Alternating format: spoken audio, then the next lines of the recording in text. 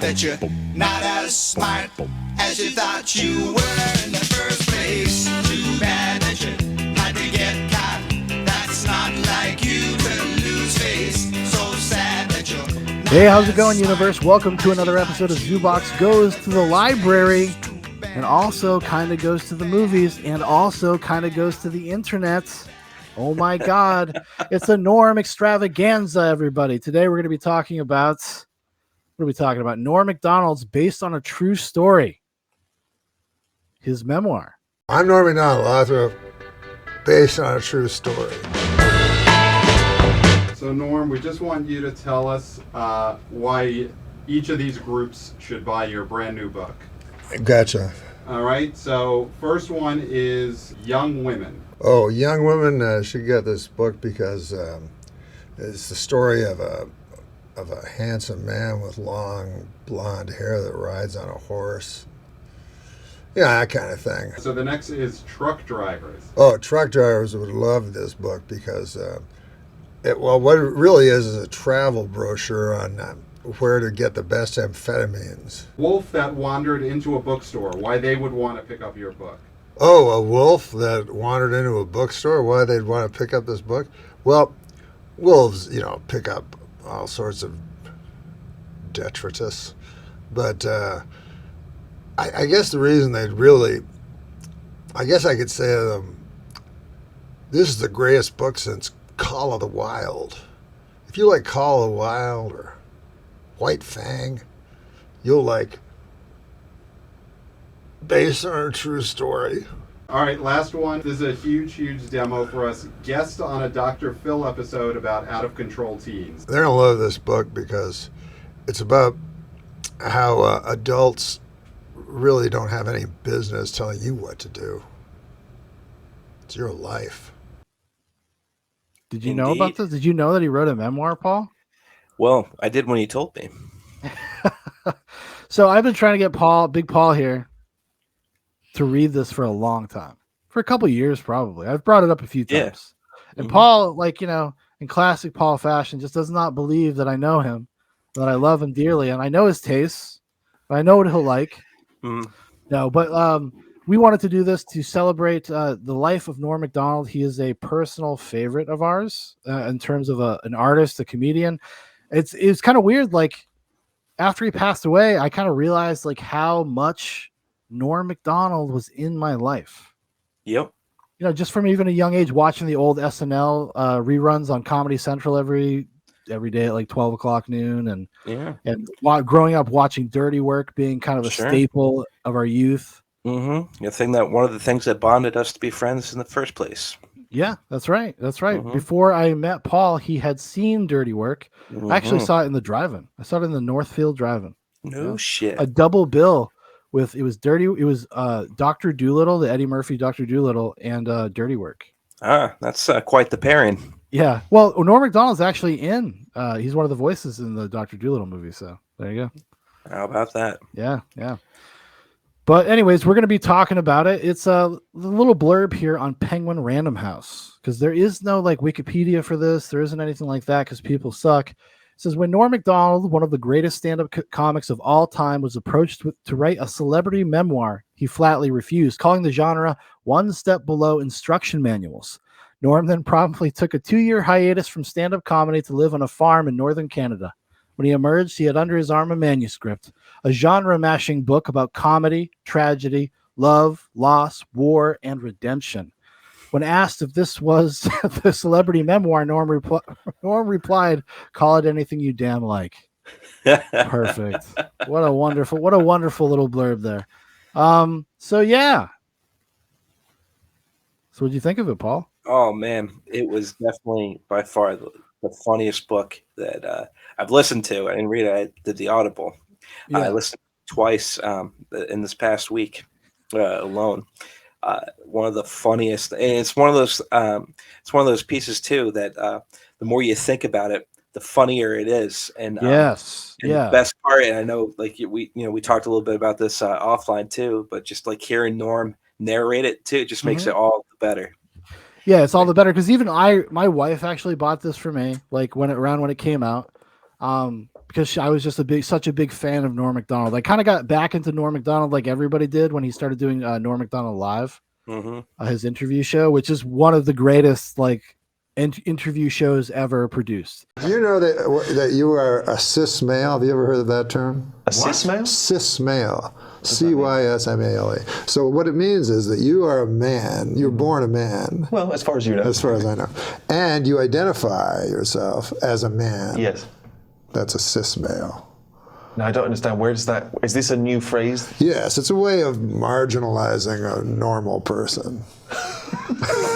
It is comedy gold.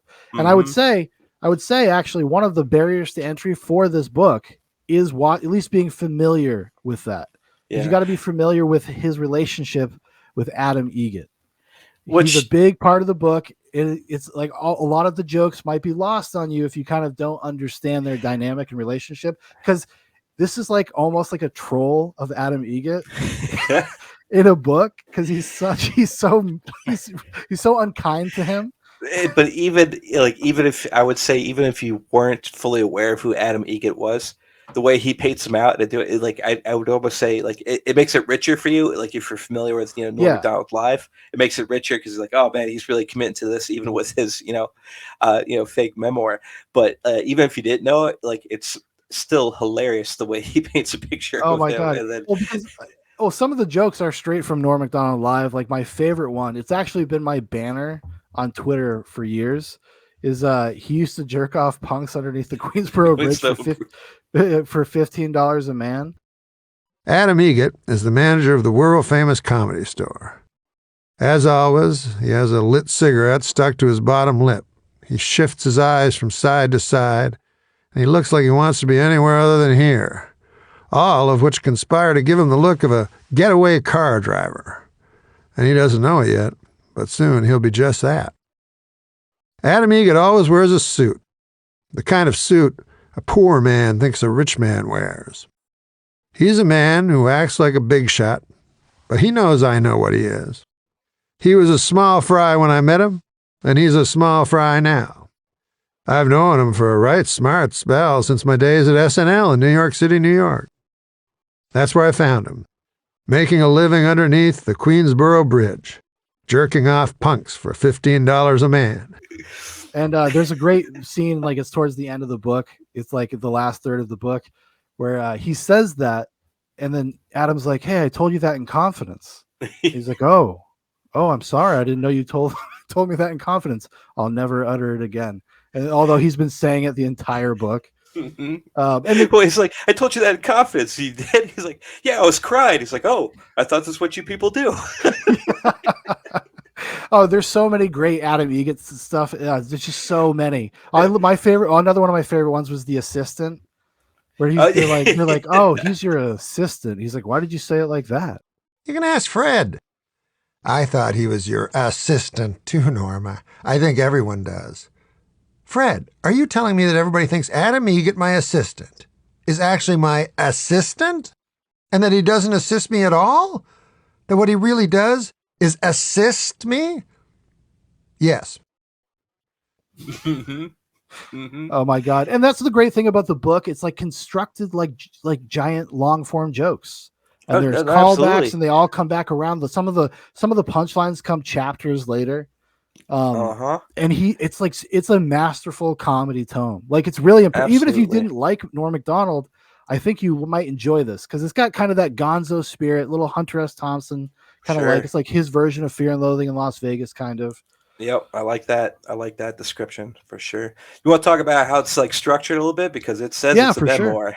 Yeah. Okay. Well, it's kind of a memoir. It's a goof. It's a parody satire of a memoir that also has some real stuff in there. There is some real stuff in there. Obviously, he's embellishing a little bit, but basically, so I don't even know how to describe it. It's actually kind of tough because it's so many layers. It keeps like folding in on itself to like present new layers. There's even like a ghostwriter that has his own story, and like, and then that comes together at the end as like a big joke. But so essentially, he's going to write a memoir. He's reflecting on what that means, what that is. He's like damn near 50, just thinking about his life, right? So the book ends up being about like there's 3 or 4 different timelines going on, where it's like him in the present writing the memoir, him going to Las Vegas to so he could pay off like a debtor. Well, it's really he uses really cool devices in here, right? With why he's doing the memoir in the first place, and then why he's going back and forth with these stories, right? So part of it is this binge that he's going on to, because as he goes on throughout the whole novel, is he's got a gamble part. He owes people money, but he's going to Vegas and he's got to keep his assistant Adam Egget entertained, so that he starts going over awake, these stuff as well. And then he's smoking his morphine laced cigarettes. Yeah. No, absolutely. But then you brought up the ghostwriter who starts creeping in there with his own narrative in there, whose name is Charles Manson, but not that Charles Manson. It's one of the funnier things. It is if you have the hard copy, where is it here? It's dedicated to him. It says to Charles Manson, not that one. Not that one. I don't know if you can see that. Yep. I can assert without hesitation that My Beautiful Family is the best work, fiction or nonfiction, to be written in the last decade. It is a masterpiece that will live forever, and its author will be worshipped. The name Charles Manson may not be well known now, but trust me, it soon will be. And it soon was. 2 days after the review, the LAPD alleged that a small, clownish, deranged man had overseen an orgy of murder that had kept the nation in terror during the Summer of Hate in 1969. His name was Charles Manson, and he was charged with the murder of 7 people. But there was an 8th victim, and his name was Charles Manson. Not the Charles Manson who had overseen an orgy of murder that kept the nation in terror during the Summer of Hate in 1969. The other Charles Manson. Me. The next day, My Beautiful Family by Charles Manson was removed from every bookstore in the country. I stood with Julie Grau in Columbus Circle and watched as copy after copy of my book was thrown into a large bonfire. Just perfect. Like so perfect. Mm-hmm. And even too, like I just loved the ghost narrator, like going through here to see had this whole thing, right? It just introduces Norm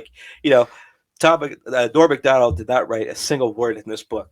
Everything he did is a lie, and then just it progresses the whole storyline, how it progresses, and then how it ends with the narrator is just ridiculous, and how he describes Norm Macdonald and his disdain for him throughout the whole novel. It builds up, and it just continues to deliver and just be funny, and it helps you kind of weave into the different worlds, because it's hard to like you said earlier, Fear and Loathing in Las Vegas, and that's like such a good comparison in this with his alcoholism, which he nonchalantly brings up there, but you sit back and reflect on it. By the way, we got Wild Turkey 101, which is Norm's booze of choice. That was his poison of choice. So there we go. We had to, which I have done this since the AK days. So me neither. This is the first time I've had it in over a that. decade. It's funny how you can just drink something and just go back in time and be like, yeah, I remember what this has done for me in the past. What has done to me in the past. Much like Norm Macdonald, a lot of blacking out. Mm-hmm. A lot of poor decisions. You definitely parallel a Norm-like figure more than I do, because Paul is like a secret degenerate gambler. Yeah. If he could be, it reminded me of just like watching you play online poker. I'm 50 more bucks. Like I got 300. I'm going to hit soon. So yeah. But anyways. Well, because there's a funny passage about the nature of gambling addiction and what you're actually addicted to, and you're addicted to losing. You're addicted to like that rush, that emotional high and low. And it reminded me of watching you, because that's really the only experience I really have with gambling at all, was watching you play that. Yeah. So it reminded to make your life richer. Yeah, thank you so much. It informed in my enjoyment of the book. It was watching you be up and be so happy and so stoked, and then really you're getting confident, you're getting cocky, you're like, I'm gonna fucking big bet, dude. Big bet. Check this out. And then just lose it all within 10 minutes. Yeah. The Live by the cycle of sword, life. you die by the sword. You know, this happens. Yeah, So. live by the debit card, die by the debit card. And that too. And by Labor Day, that'd be. Do you still gamble? Somebody told me that you or did we know that? Yeah, I used to gamble. You don't gamble anymore? No, I gamble anymore. Was man. it a It's too problem? much Did it get to be a trouble. problem? Yeah, it got to be a problem, man. And then I tried to do it smart. Every time I tried to do it smart, a bad thing would happen, Like you know? what do you mean? Well, one time I was trying to handicap baseball, you know, which you can actually beat baseball if you handicap it properly. So I was trying to handicap, and I figured it out for like 3 hours, and I went down to the book in Mirage, the sports book, went up to the fella, you know, and there was a guy beside me, a big fat guy, you know, and he was dressed like real rich, you know, and he opened a big attaché case filled with $10,000 chips, pulls out like $750,000, and he's going to bet on this boxer, you know, a fighter, you know? Yeah. And it was a 4-to-1 underdog. So I said, I'm not going to bet my baseball bet. I'll just bet on this 4-to-1 underdog, you know? He must know something. Yeah, because this guy must know something. He's probably in the mafia.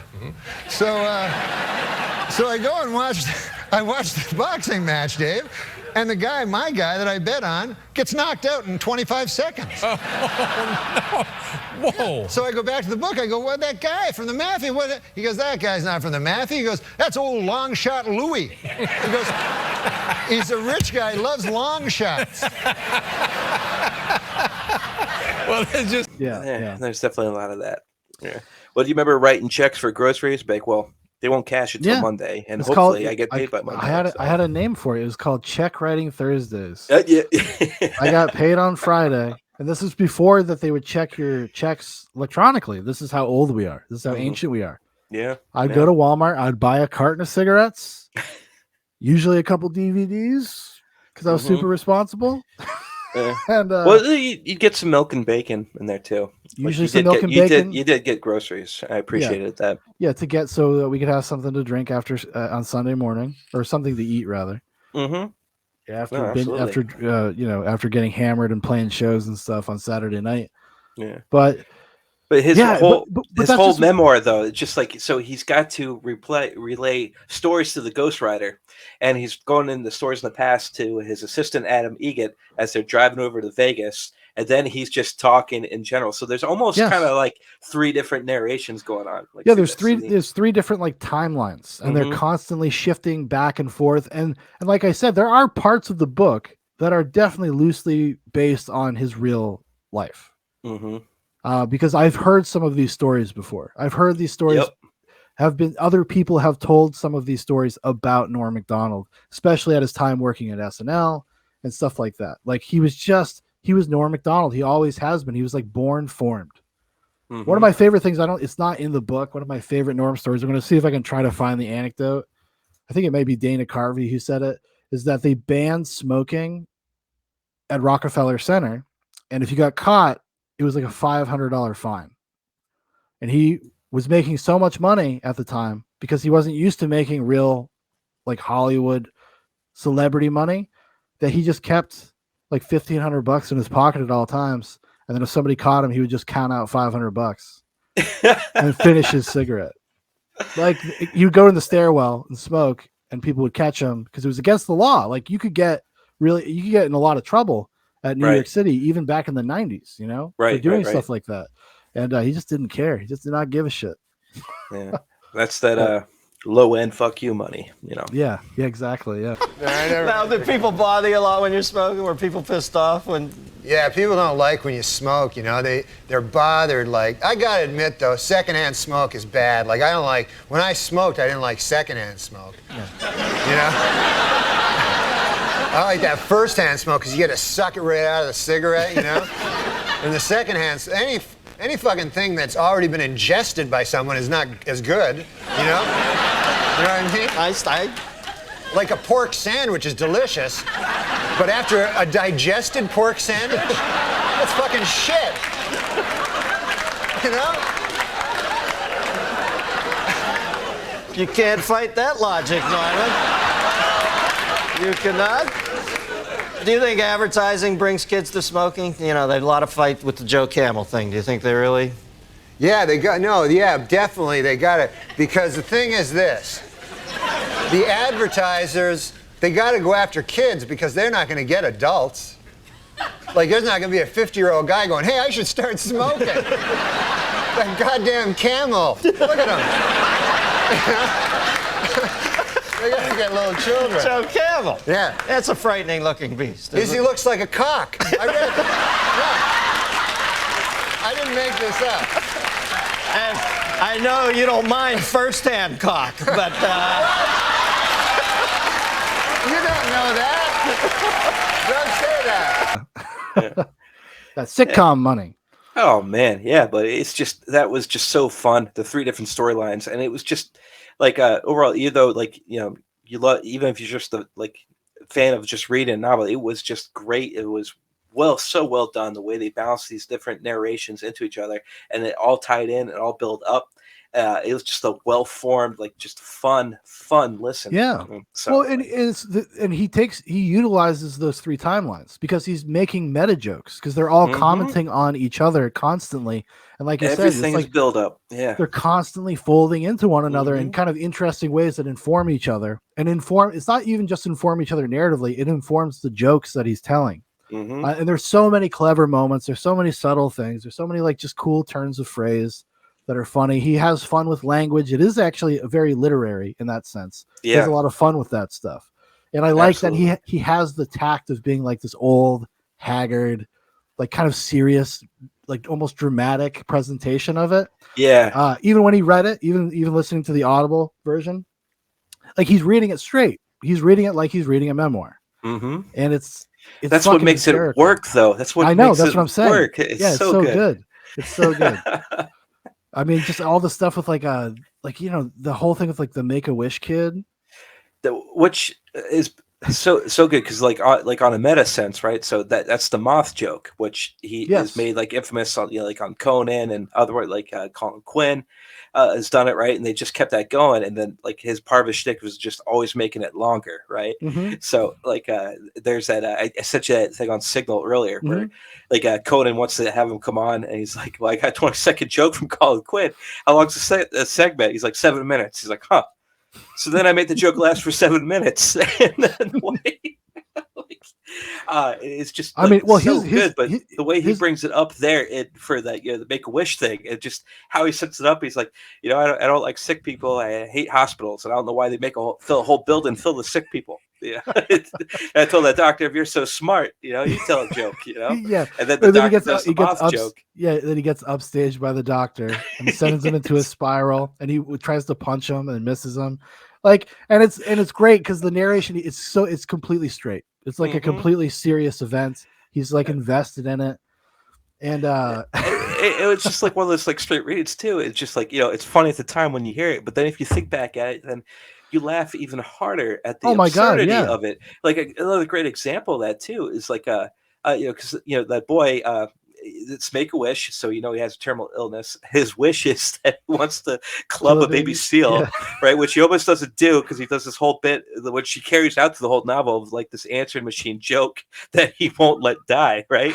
He keeps bringing it back up, and has and I love how like when he talks to Lorne Michaels, the bigwig for SNL, and he just depicts him as like a drug craving, like a morphine freak. Yeah. Well, I didn't have an actual shiny red apple. That would have been perfect. But that's not how things work in this here life. I did happen to have the closest thing to a shiny red apple in my back pocket. My actual back pocket. Listen, Lauren, I do have one character I've been working on. I think it's going to be a big hit. The biggest.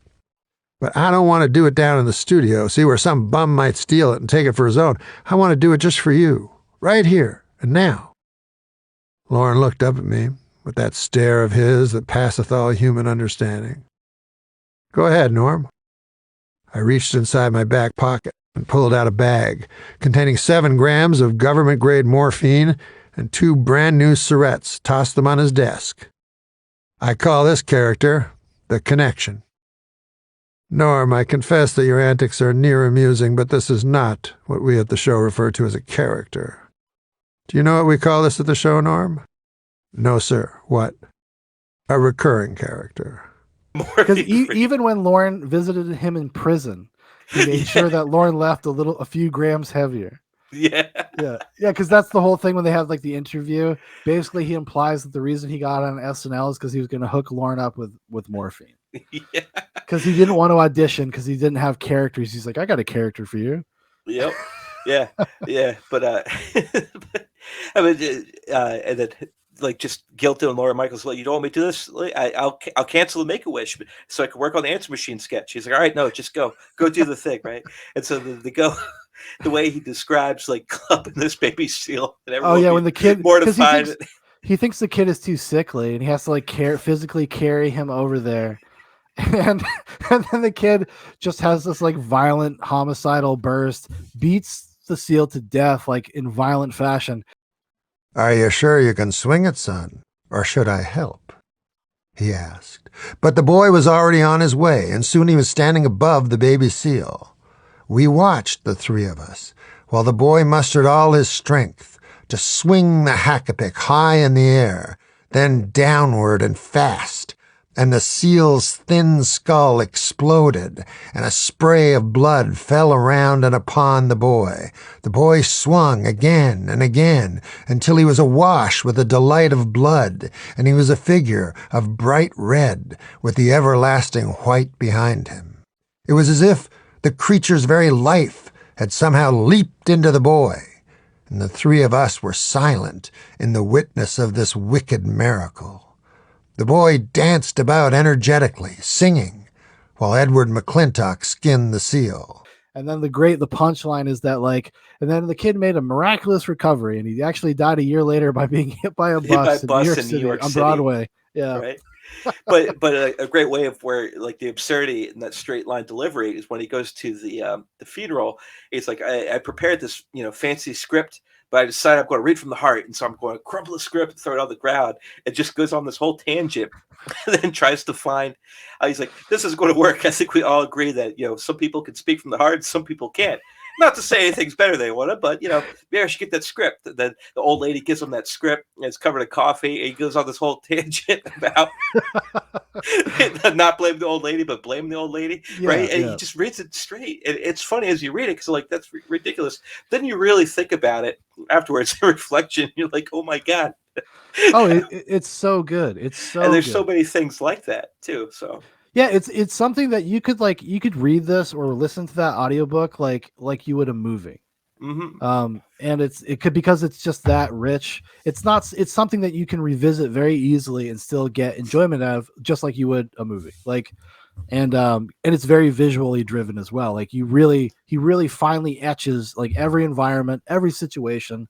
And actually, I was even impressed with some of his writing, like his prose. Yeah, like I thought it was actually pretty good. And he's obviously going for a very specific style. He's kind of satirizing overly serious memoirs, and like that's the way he's coming from, but he nails it. Like this is the thing about every aspect of this is a joke. Everything he does in this supports the overall punchline, at the end. Like, it's amazing. It really is. Yeah, because it's all culminating to like a big punchline at the end. And we won't spoil it here, because you should really should take the time and experience this for yourself.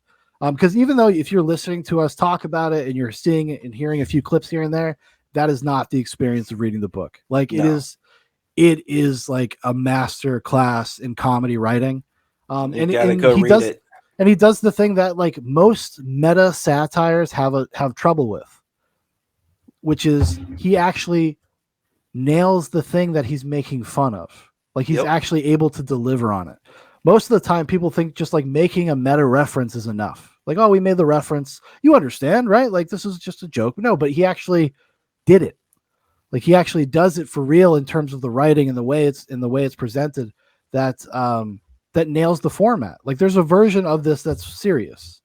Right. And and it makes you wonder, like, oh, like what is, because obviously if people don't know, and this is one of the things, if you are more familiar with Norm Macdonald, you're going to get a lot more out of the book, is that he was like kind of a wild dude a little bit. Yeah. A low-key wild guy. Like he liked to drink a lot. He liked to gamble.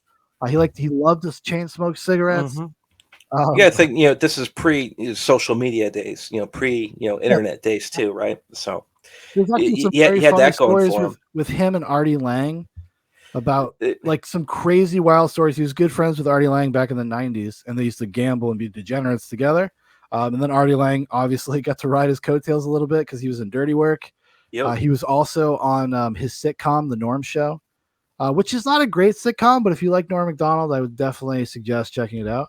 I think there's actually a lot of the show is actually on YouTube. I'm not even sure if it's available on other formats. I don't even know if it was ever like put out, but it was like I think it went for 3 seasons.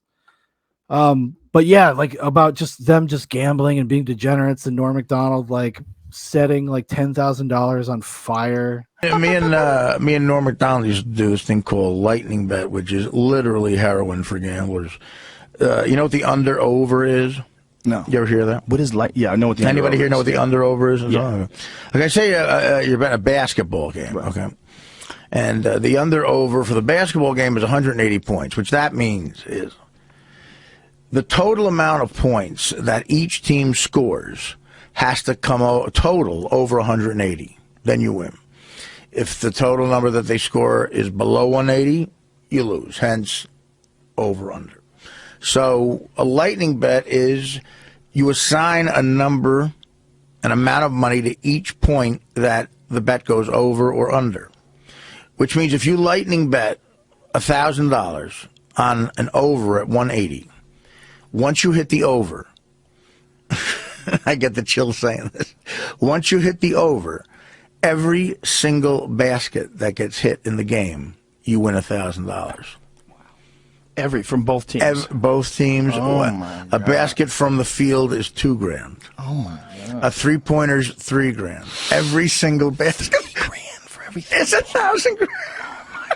So, like, the shakes you start to get while you're watching are literally like they're visible. It's almost like, you know, you're having a conniption, and you have drinks, maybe Coke, something to calm you down. And every time a shot goes up, it's like $1,000, $2,000.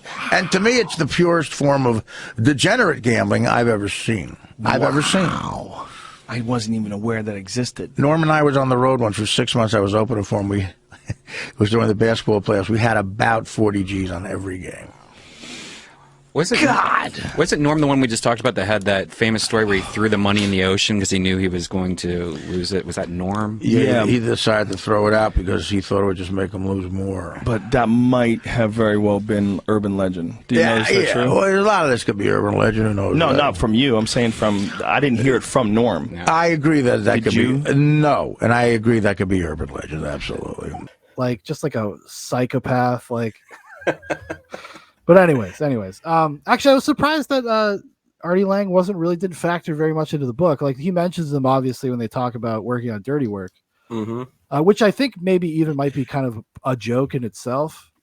Well, it kind of like what he did with like the Adam Sandler thing, right? Where the way he painted Adam Sandler as the gang, like very yeah, as the gang leader, and anything he said goes. And then he's got like there's so many quotable things like in this book. It's insane. But he's like, I never thanked Adam Sandler for what he did, always looking out for me, to help me find my way, and I never will because I'm a self-made man. But that's a great example of just one of these throwaway moments, because the book is every paragraph has one of those. Has one of these little jokes. One of these great little jokes. Like he actually literally does have a bit on that about non sequiturs when he's talking about the SNL like skit rooms, right? Yeah. I know. That's how crazy it is. Like everything is snowballing constantly, and it's a sight to behold, man. Like, coming back to, like, I listened to it like basically 1.5 times, almost two times all the way through, and then having read it years ago, and holy shit. Every time, like, I literally was just going back and listening to parts that I enjoyed again. Yeah. Like, I would just go listen to a chapter. And that's another cool thing about the book. Most of the chapters are like, if you listen to it on Audible, they're like 10 minutes a piece, pretty much. It's not a very long book, actually. No. It's a pretty short book. Norm does read it pretty slowly. And when I was scrubbing through stuff looking for clips, you can listen to it at double speed, and it sounds just like younger Norm Macdonald. Yeah, Double speed. How I listened to it the second time, Mhm. and it was great. It was great. Yeah. So Yeah. And this has everything. It's got like, but it also has like high fantasy and philosophy. I mean, God and the devil are in this.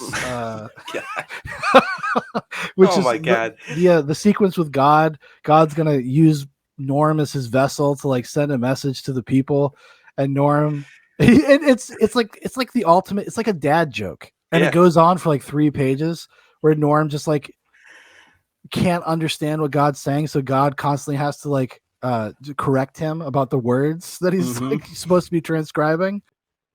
And it has to be in those exact words. Now, repeat them back to me. And I say, I'm sorry, man. Some weird shit was going down. I wasn't listening. Oh, well, that's cool. Don't worry about it. But I can see that he is sulking. Hold on, I'll get a pencil. I raced to the Luxor's gift shop to buy a pencil and a notebook from a half-man, half-alligator, and I am now ready to write down all his words, the better to convey them to the people of Earth. Say unto them, redemption is near. Got it. Redaction is near. Redemption. Revenging. Redemption. Got it. I say again, got it. I look down, and the pencil is the finger of a dead woman, and it is blue-black. And the perfidy of man, and the perfectly on man. No, that's not even a word. And then asking him, like, what did you think? He's like, well, I can't scribe and pay attention at the same time. I think the people think it's great. I think the people of Earth will think it's great. Yeah. And then after, he can't even read his own handwriting. I could have been like Moses or Elijah, up with them. He spread the word of God to all humankind. But that'll never happen. Yeah, I know. And it's just such a passing thing. It's like, that'll never happen. Right. Yeah, but that's another example of his meta stuff where like he builds up on like going on there, like he blows it with God, right? Because like earlier in the novel, and I'm saying novel instead of memoir, but you know what I'm saying. But earlier in the book, he does this whole thing about the guy who books people for Johnny Carson. And he doesn't believe that this guy actually is booking for Johnny Carson. So he does his own bit, like, well, I'm the king of Spain, and it just completely blows him off. And then he becomes a joke inside, that circuit. Like, are you the guy who blew off Carson? Right. So you blew it with Carson. And then later on, he blows it with, God. And then it just like takes on the thing, that whole like devil scene you mentioned earlier. Where it ties in this whole like love triangle with like Sarah, where he's obsessed with Sarah Silverman, and then Sarah Silverman is obsessed with David Tell, and he wants to kill David Tell, and so he makes a deal with that devil. It goes into another, not to give everything away, but then it goes into another setup with another type devil? of like devilish figure in there that he's got to come to terms to make a deal with to get himself out of this mess. And the third narration of this book, so it's just so chock full with just hilarious rich stuff. Yeah, because he ends up going to prison for a short period of time for trying to hire a hitman to kill David Tell because he loves Sarah Silverman. And actually, there's a few throwaway lines that are hilarious, like in retrospect, where he's like, Sarah was calling the cops and talking about there being a creepy stalker like hanging outside of her house in the bushes. And let me tell you something. I've been hanging around outside of her apartment for a long time, and I never saw anybody. Also, when he goes to prison, he's like, it's then I realized that I had never actually spoken to a real hitman. So this conviction was kind of suspicious because because this man had never actually killed anybody for money. So why am I in jail? And maybe I was guilty. But of what, really? Attempting to hire a hitman to kill a close friend of mine? Well, if they convicted everybody who was guilty of that, they'd have to build a lot more prisons in this country, brother. And what had I done anyway? I had never actually met a hitman. By the prosecution's own admission, the police officer I met with at the Stage Deli had never killed a single man in exchange for cash. All I'd really done was eat a Reuben with a policeman. I had a very good lawyer, and he tried to get the charge reduced to eating a Reuben with a policeman. But the judge did not go for it. I thought we had a pretty good defense. We made the point that people die every day. It's not such a big deal. We showed the jury a picture of Sarah Silverman, and they all agreed she was a knockout, and one man even made a loud wolf whistle. We tried to get the jury to believe that I had an evil twin brother, and it was he who was guilty, and not me. And we even told them not to feel bad charging me with the crime because we understood that it was a natural mistake. But that fell apart when it turned out my evil twin brother had an ironclad alibi. He had been down south on a multi-state killing spree at the time. Yeah, and it's endless. It's fucking endless. Those kind of jokes, those kind of bits, over and over and over again. It's a really special book. Like, I am so happy that I know somebody else that's read it, because now I can talk to somebody about it. It's so good. It's so good. And I think, like, you know, like maybe like a year from now too, I might like put back in the queue again, like to listen to it, because it's that good, man. Like he there's even like a chapter, like if you felt like it, you know, you can go listen to, like, I think it's like chapter 25 or some shit, where he just goes over like what he thinks are the best Weekend Update SNL lines that he had. Yes. The first one's by Chevy Chase, and then the next 24 are all by Norm Macdonald. And, like, it's hilarious. It's so good. It's so good. So. Yeah, because like he has a sense of like pomposity about himself. I suppose, as the character Norm Macdonald in the novel, which is awesome, and it's hilarious, and that's one of the stuff that makes like the Adam Egget stuff so funny, because he's just being the worst to him and ruining Adam Eget's life, but he acts like but he presents it as if he's doing him a favor. Like when Adam Eget's like, you know, I haven't had a drink in like a decade, like I don't do drugs, I've been off that stuff. He's like, well, it sounds like it's about time, doesn't it? What are you doing, Adam? all the time. So like you're listening to, like, does this guy really hate this person, or is it like a really close friend? You know what I mean? You're like, you don't know, gotta check it out. I think that's like one of the cool things I like so much about the book is probably informed by how familiar I am with Norm and his friends, because it seems like it's something he wrote for his friends. Like his friends would read this and howl at Norm, like kind of, you know, making fun of him a little, like trolling them a little bit in his own way, in the Norm Macdonald way, like just having fun with their relationships and their friendships. And it must have been really cool. I know maybe this sounds weird to be like Adam Sandler and read this book. Oh yeah, I bet. You know what I mean? He, like even Spade, like David Spade, he's got like a little bunch of, like one of my favorite like throwaways one too, when he was talking about he's worried about, you know, losing a spot in SNL. They're trying to make Weekend Update work, and Al Franklin wants to get in, and he's like, and I told Lorne Michaels, well, if he gets back, let him know I can make him a senator. I only knew about 12 people at the time. None of them could make a civilian a senator, but Lorne Michaels bought it. and soon after, so did Al Franklin, so much so that he decided to go run for office and became the representative of Minnesota. And no one ever heard from him again. Yeah, that's right. Yeah. No, well, he ended up getting like Me Too'd out of the Senate, but you know, that's another actually probably would have been around the time this book came out, right? Yeah, it would have been the 2016 presidential 2016. race.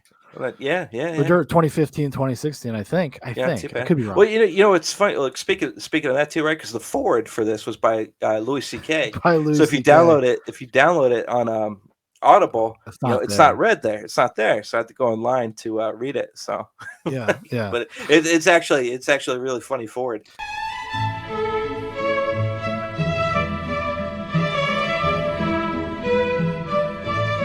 I first saw Norm on stage in 1988. I was 21 years old, and he came to headline a club in Boston where I had been doing stand-up for 3 years. Me and my friends had heard about him, so I went to check him out. Within 2 minutes, I was astonished by how goddamn funny he was. Just blown away. I laughed harder that night than I had in my entire life. I remember my comedian friends and I just sat and talked about him for hours after the show. I went back to see him 5 times during the week he was at the club. He instantly became my favorite comedian, and in the 30 years since, he has never stumbled far from that rank. Whew. Every time I see or hear Norm, he's doing something new and better than the last time. He gives me a new favorite comedy bit. The thing that drives me nuts about Norm is the powerful simplicity of his style. A lot of comics, and myself included, swagger around the stage and fly into contrived bits of anger that give them an air of dynamic importance. Norm has a beguiling humility that sneaks up and grabs you by the throat. There is something about how simply Norm says things on stage, just lays words end to end with such elegance. And then you just explode with laughter, and you just can't stop. He's just standing there talking, and you're howling and trying to breathe, your head in your lap. The power in that is amazing. Norm is brilliant and thoughtful, and there is sensitivity and creative insight in his observations and stories. But really, he's just talking. Just a guy, and somehow shredding everything he talks about. He mildly dives into dark and light subjects alike and fabricates them with his hand in his pocket and his wry look. And he leaves you limp. How does he do it? I don't know. I have been a student of comedy my whole life, and I honestly don't know how he does any of it. He has a fastball and a slider in about 50 arm angles.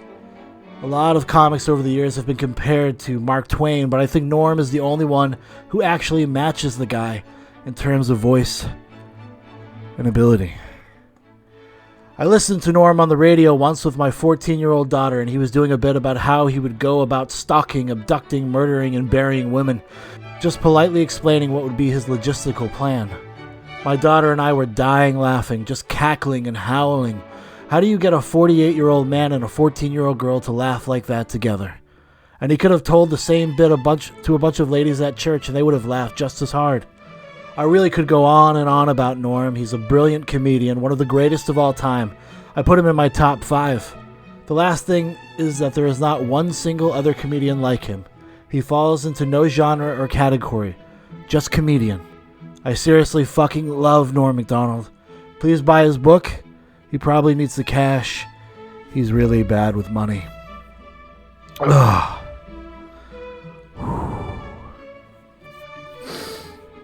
Oh, was that so bad? Huh? You didn't even know. You didn't even. Yeah, it's hilarious because, well, listen, Louis C.K. is very funny. Like he's still funny. I paid for it. His last special is called Sorry. It's just Louis C.K. on a stage with giant letters behind him that says sorry. And which is the second special he's done since like his being Me Too'd, which, you know, I guess people feel however they're going to feel about that. Right. He's still a funny dude. But yeah, I like at the end, he's like, you should buy it because he needs the money. Like, yep. Well, that's just, you have it's that spirit of like mischievous fun is all over it. And Absolutely. I think that's probably why like you and I connect with it so much, because there are so many things about the relationship that Norm Macdonald has with his friends is very much like what we have with our friends. Mm-hmm. It's like that same kind of spirit. Like I could see one of us, mainly you and I, right, writing a book like this to kind of even just to have fun with our friends, just to goof off. It's like a goof. Well, so many like man in the street type of pranks we used to do as kids in like New Hampshire, all heavily formed from Norm Macdonald jokes from Dirty Work and just like that dry delivery, I know, yeah. So just like going up to people like deadpan face, like you look like you fucking fat whore. Are you my dad? And like just like shit like that. Like everything we did as like degenerate little teenagers running around, like it was all formed from like being like Norm Macdonald fans. So it was insane. It's insane. So like going back, pushing 40 and like reading this reflect, like it was so like just like for me, it was just such a cool experience, just like revisiting that, and then all this nuance. Like because when we talk about him on that meta level going on there, right, and like we just touch a little bit like on the Me Too stuff, but like the infamous thing of like why left like SNL and stuff like that with like the O.J. Simpson drama, and then the way he parodies how he left SNL, like it's worth like checking out. Like if you know about the O.J. Simpson stuff from SNL, and then you read how he delivers it in this book, like you're going to have a good time. You're going to have a good time. If you want to save your job, Norm, get back to the O.J. jokes. You promised me that, and I promise that you can have update as long as you like. I don't think I could do that, sir. What about the jury system and fair play and all that? Oh, come on, Norm. O.J. can take a joke. They're all meant in good fun, and I'm just a guy who works hard trying to make the TV viewers happy. Heck, the only kicks I get are when I can give my friend O.J. Simpson the business. Now, you wouldn't want to take that away from me, would you? I'll have to think about it, sir. But there wasn't a lot to think about. I flew back to New York and talked with Lori, Joe, Downey, Frank, and Ross. We all agreed that what we had done to O.J. had been unconscionable. We had been mostly fueled by my lifelong institutionalized racism. Now that we'd woken up to that fact, to continue to make O.J. jokes while the real killers were at large was out of the question. And for what? So Don Ohlmeyer could get under his pal's skin at the Brentwood Country Club? The only thing O.J. Simpson was guilty of was being the best running back in history. And while O.J. Simpson had proven himself to be the greatest rusher, I had proven myself to be the greatest rusher to judgment. I mean, even the real version, even that's hilarious. Because he went on, I think was it David Letterman or Conan O'Brien?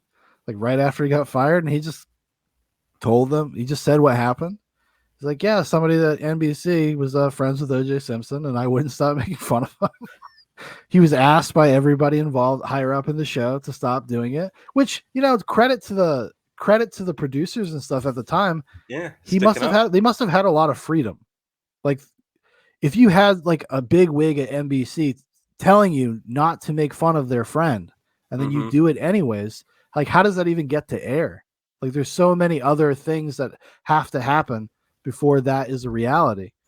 So many allowances that have to happen before that actually makes it to air. So to credit to them, and to Lorne Michaels, like they let him do it. Well, yes and no. Like everything's a numbers game, right? Projection game, right? So no one's going to like axe, a moneymaker there. And like as soon as you get a downward projection, like not producing more, cut. You know what I mean?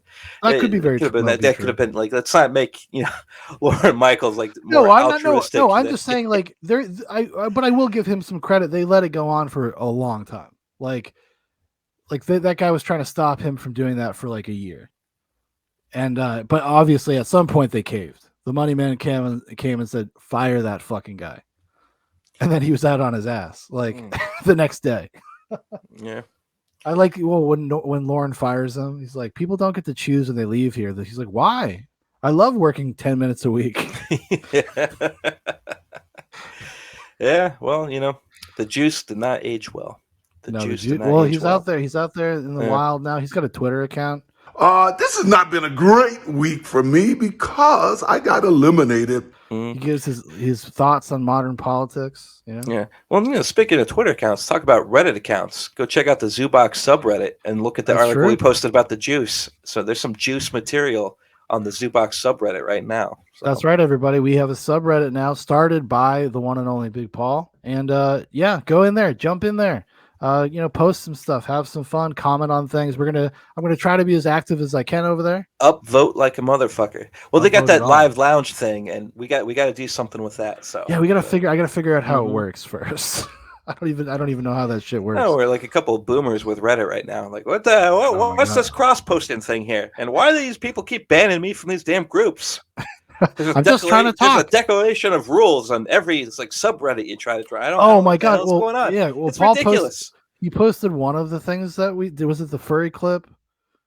They got taken down because they're like satire. Because you labeled it satire, and they're like satire is only allowed on Saturdays. Yeah. So there's flair, like Office Space, flair. And you got to select the appropriate flair for whatever post you're going to do, and satire is only for Saturdays. These are rookie newbie mistakes. We'll get our sea legs. Yeah, or I'm such a badass motherfucker. I was like, I don't care if it's Wednesday. I think this flair, the appropriate flair for this post, is totally satire. Let's make it happen. Let's make it happen. But the thing about it that kills me, that the subreddit was like, furry porn. So, exactly. glad to see they have, Yeah. they stand by their They got convictions and their standards, standards. So, Yeah.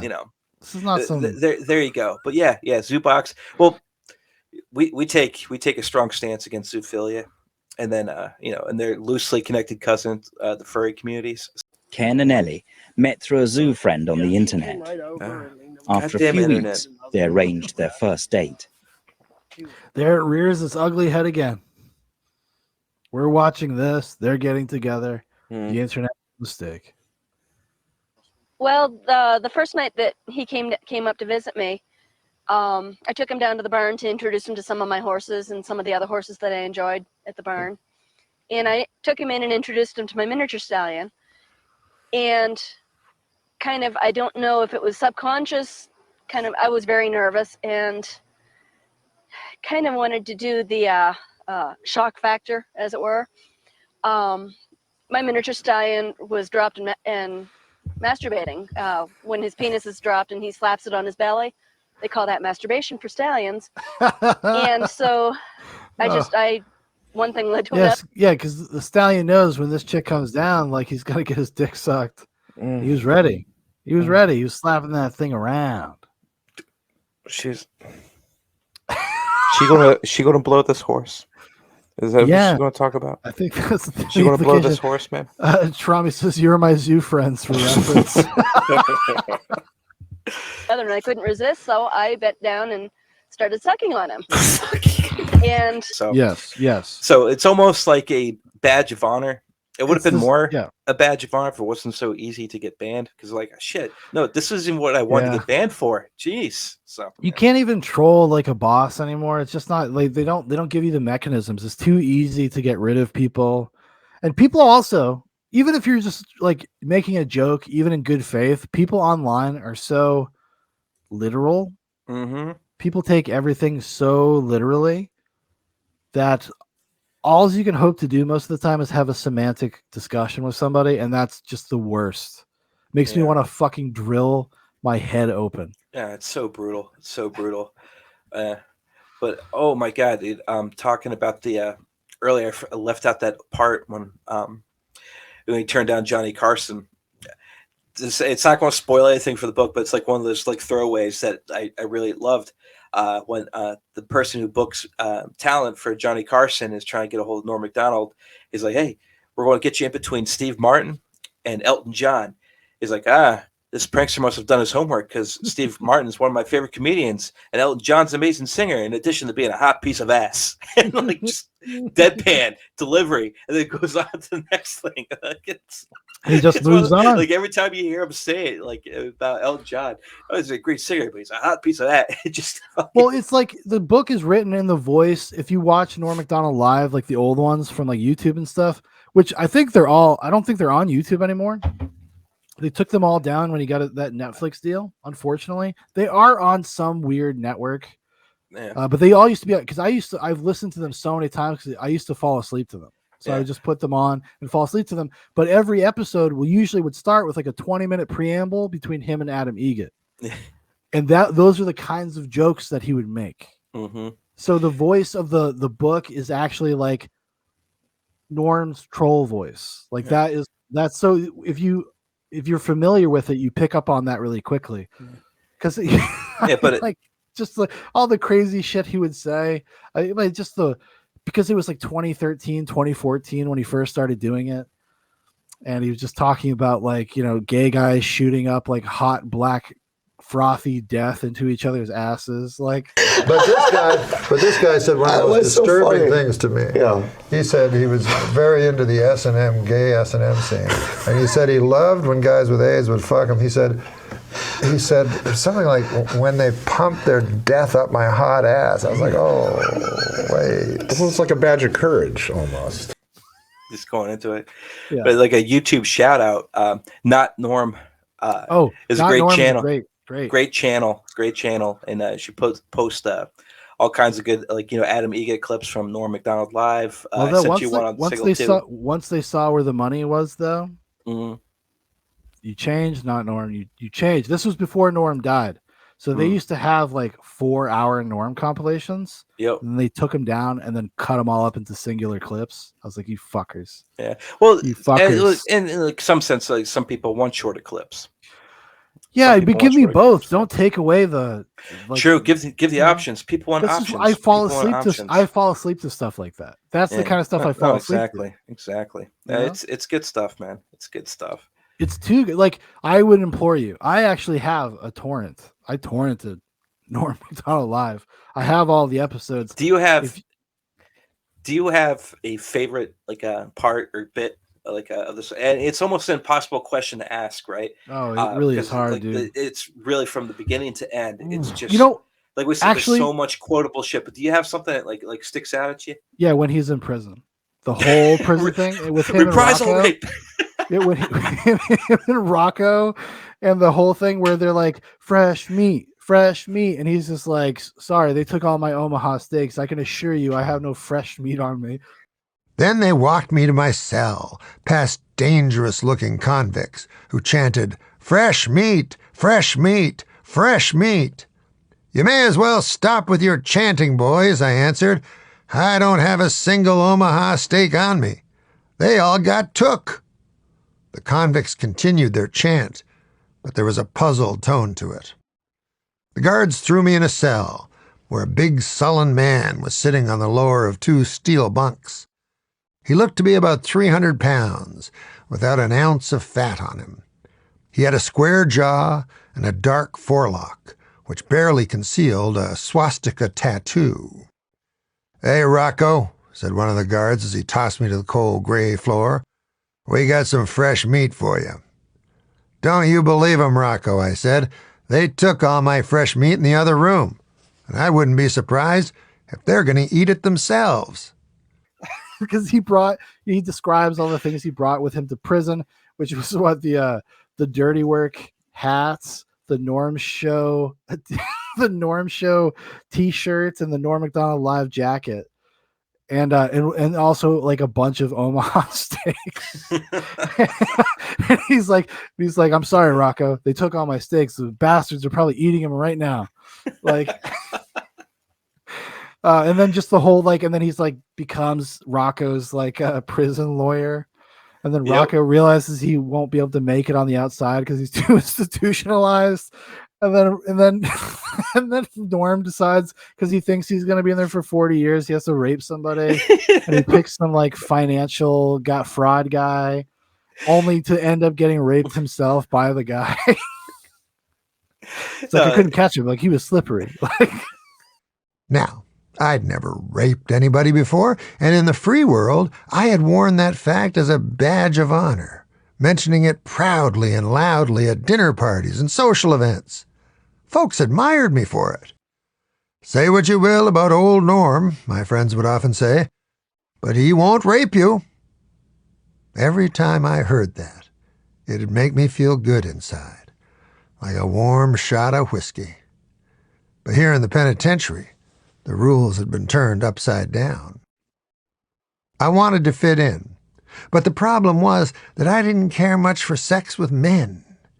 I liked men fine when it came to watching football games with them and eating Cheetos and playing video games, but when it came to having sex with them, I just had to grin and bear it.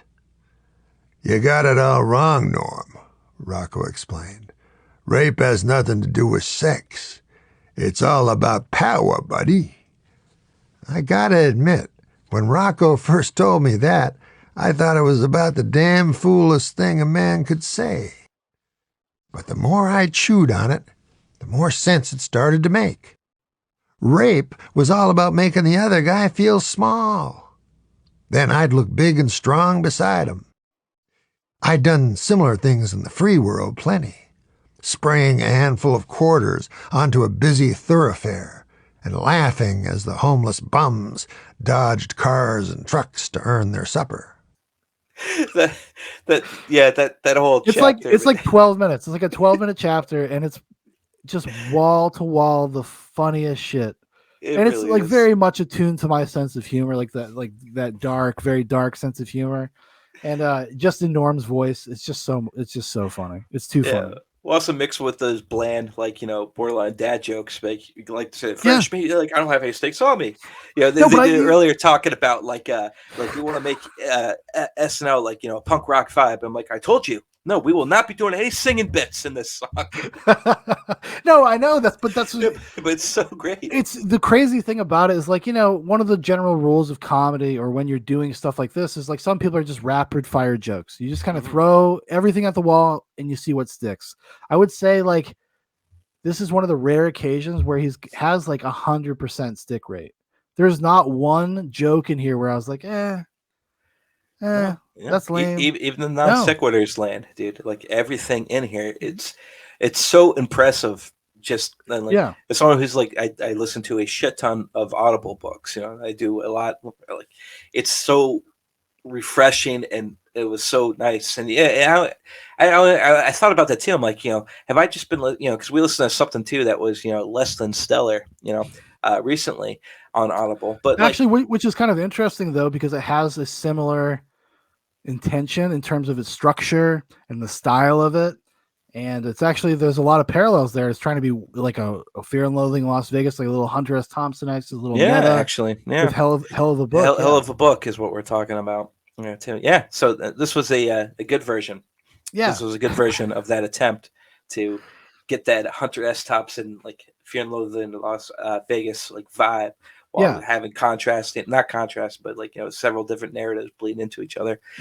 Which and you want to talk. One of the criticisms too is, like, the funny parts in Hell of a Book weren't funny, but based on a true story, like, you cannot stop laughing. You can't. Do you have a favorite, like, sequence or segment of the book that, like, the stuck one out to you? The one that really does it for me, and like, cause, like, both times I listened to it, I just gut wrenching laughing, is when he's talking about being in the airport, and then he thinks he sees Ben Matlock at the airport. Oh my god! And then he goes and gets rid of his Archie comic that he's reading. Goes on this whole tangent about, he like, just starts swearing. Reading Archie, right? And then finds the biggest book he can find. Sits there, who he thinks is Ben Matlock. He goes, "Oh god damn it!" Just like saying, like, loud obscene shit there, just to let him know that he's reading.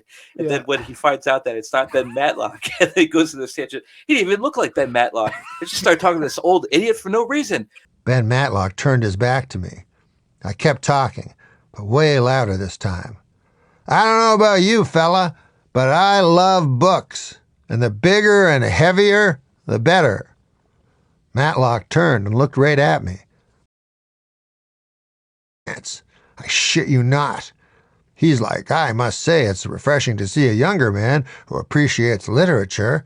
And so then I'm like, oh, yeah, I love all that shit.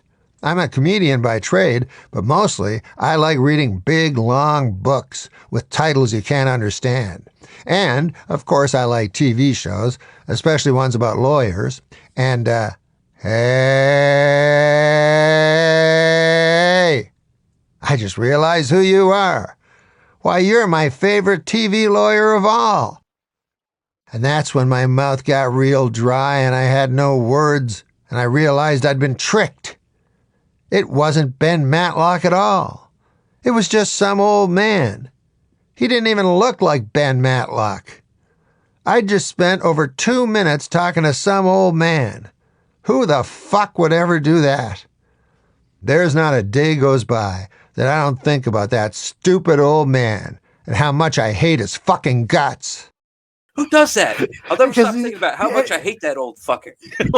Yeah, because he's angry about it the whole time. The whole time. He's like, I gotta find this fucking book so I can fucking read it. It was so funny. I had it. We have like one of those like Alexa show things in the kitchen. And I was listening to it today, like just going back and re-listening to some parts, and that part came on. And as soon as my 4-year-old kid walks in, he's like, "These fucking books in this fucking place." Of course, that's when they come in. They always come in at those times, right? Yeah, they always do. Yeah, that's an amazing, like, and it's like a little, I think it's like a 4-minute chapter, and it's all just him swearing and thinking that he sees this Matlock guy, which is another joke because he thinks he can be a lawyer because he watched every episode of Matlock. Yes. Yeah. another meta example where it builds in because everything like layers in. Everything comes back. Like just stupid stuff, right? Because they're chronicling on because like any other biography, right? They're going to take you from the beginning, right? And then he's like, ages 8 through 12. The chapter is literally like 4 seconds long on Audible. Ages 8 through 12. Chapter 5, 8 years old to 13 years old. I forget. Chapter 6, 13 years old. I think it's called The Lost Years. The Lost Years. Yeah. But it's just like, boom. And then we move on. We don't look back. And that's the thing. Like when you start this, even though you can reflect back and like, as we're talking about our big theme, our big takeaways, the masterful like meta layer the way he uses these meta senses to continue to build up on jokes like throughout the novel is like crazy. But like, it just never looks back. So for like once you start, you just keep going and it just like unravels these 3 different narratives, man. And like it really is a ride, man. It's really an adrenaline rush. When I read it, when I actually read the book, I read it in 2 sittings. Like because it's just you can't put it down and you're constantly like where because it's actually legitimately you don't know where it's gonna go and you're excited to find out because it is so crazy. It's so all over the place. Not in an incoherent fashion, but it's just crazy shit happens like constantly. And and it's constantly referencing itself. I think it's probably best experience in a short period of time. It's not a book that you should like drag out over a couple weeks because so much of it is contingent on you seeing what he's doing, like kind of understanding the mechanics of it. Yeah. And like the readability or like listenability, like the more like you listen to it, the more you're going to appreciate it too. Yes. And that's kind of like, anyone follows us, we're big fans of Kubrick. And one of the best parts about Kubrick films is going back and seeing like what you missed or like those because he has so many. It's almost like Shoun. It really is. Almost like every line that he's delivering is not wasted out. Everything is done for a reason. And like when you listen to it again, then you make these new connections. So back there, like, that's what because some of it is actually best experienced having already read it because you know where he's going. So you can actually see the other jokes that you didn't register as jokes the first time you read it because you didn't know where he was going. Right. So it actually works really well like that. Especially with the Adam Egget stuff too. Because you listen to it again and you know where this goes. And then he does. You're like, oh shit, that makes more sense now. Like where he's going with that. Like their relationship in general is one of my favorite like comedy things in the past like 10 years. Like it is just every bit that they do. Adam Egget like completely being like this really great like foil for him constantly like whenever he because they interview celebrities and stuff on his show and he would always be asking Adam, do you have a question for them? And Adam Eget's his go-to question is like, where do you get your ideas? Adam had a question he wanted to ask you about your comedy. Yeah, I've been chomping at the bits to ask this one. I've been thinking about it all week. Norm told me to come up with some questions for you, and I've just been dying to know where do you get your ideas from?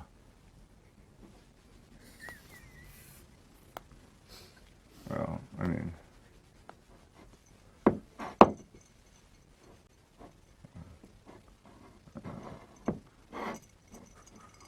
yeah, I've been dying to know where do you get your ideas from?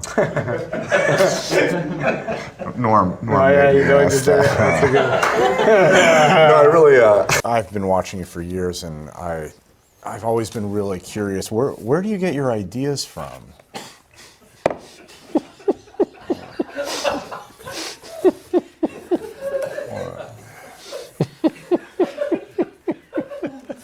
Which is like the most awful question you can ask somebody that does anything, and they just lean into it every time. He's like, "What did you say? Could you speak up again?" But it's great. It's great. Dude, I sent you that one where he's like, hey, Norm, I've been sleeping with your wife. Like, oh my god, I know. And they have this. He has this. Dude, like it's so crazy, and I know that maybe this sounds like conceited or whatever, but it just makes me think of things that we would have done, like that we would do. Yeah, we would do like that is exactly, and it's probably because we were literally informed by the master, by him, like over the years. Not even not even understanding that. Like, it's so, I think back on like my youth and didn't even realize like how much of an impact of like in my sense of humor is probably derived from Norm Macdonald. 100%, dude, 100%. And like one of the themes we found, right, ever since you started inviting me to revisit movies that we've seen a gazillion times as kids and revisiting them now as adults, right, and kind of like discovering that new relationship with what you love. You're tapping back into nostalgia, but you're also recognizing it now with like your adult eyes. Yeah, that you have some road under your belt and just appreciating it in a different level, right?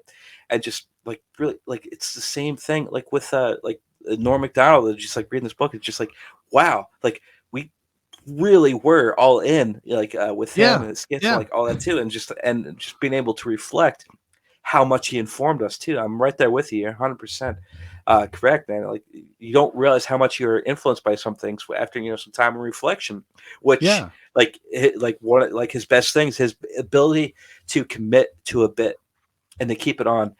Even like even if it's not on the same segment, even like it go from like a talk show onto like some live event that he's hosting, right? He will commit to it. Always will commit to it, right?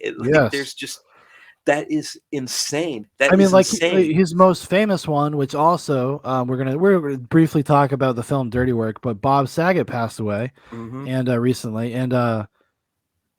and he did the roast of Bob Saget, and it's become like a very famous Norm thing where he just goes up there and does the corniest jokes for his entire time, and he just doesn't roast them, like just does dad jokes, just the corniest old fashioned jokes ever. And it was such a beautiful contrast to what those events usually are, and then that makes it even funnier. And he commits to it, and he never breaks from it, and it's really what makes it special. And like, imagine like giving that gift to your friend, because Bob Saget's sitting there, everybody's being savage and going for it and really trying to tear him apart and be edgy and funny. And then Norm Macdonald, like your good friend, comes and gives you this beautiful gift, like this beautiful comedy gift that only your friend could do for you. And like, it's so fucking special. Like it's, and then he just in context of like knowing more about Norm, knowing about their life, and like knowing that now that Bob Saget has also passed away, it actually makes me a little like sad. Yeah. Like that we kind of, and I've, in full transparency, I've never been like a giant Bob Saget fan.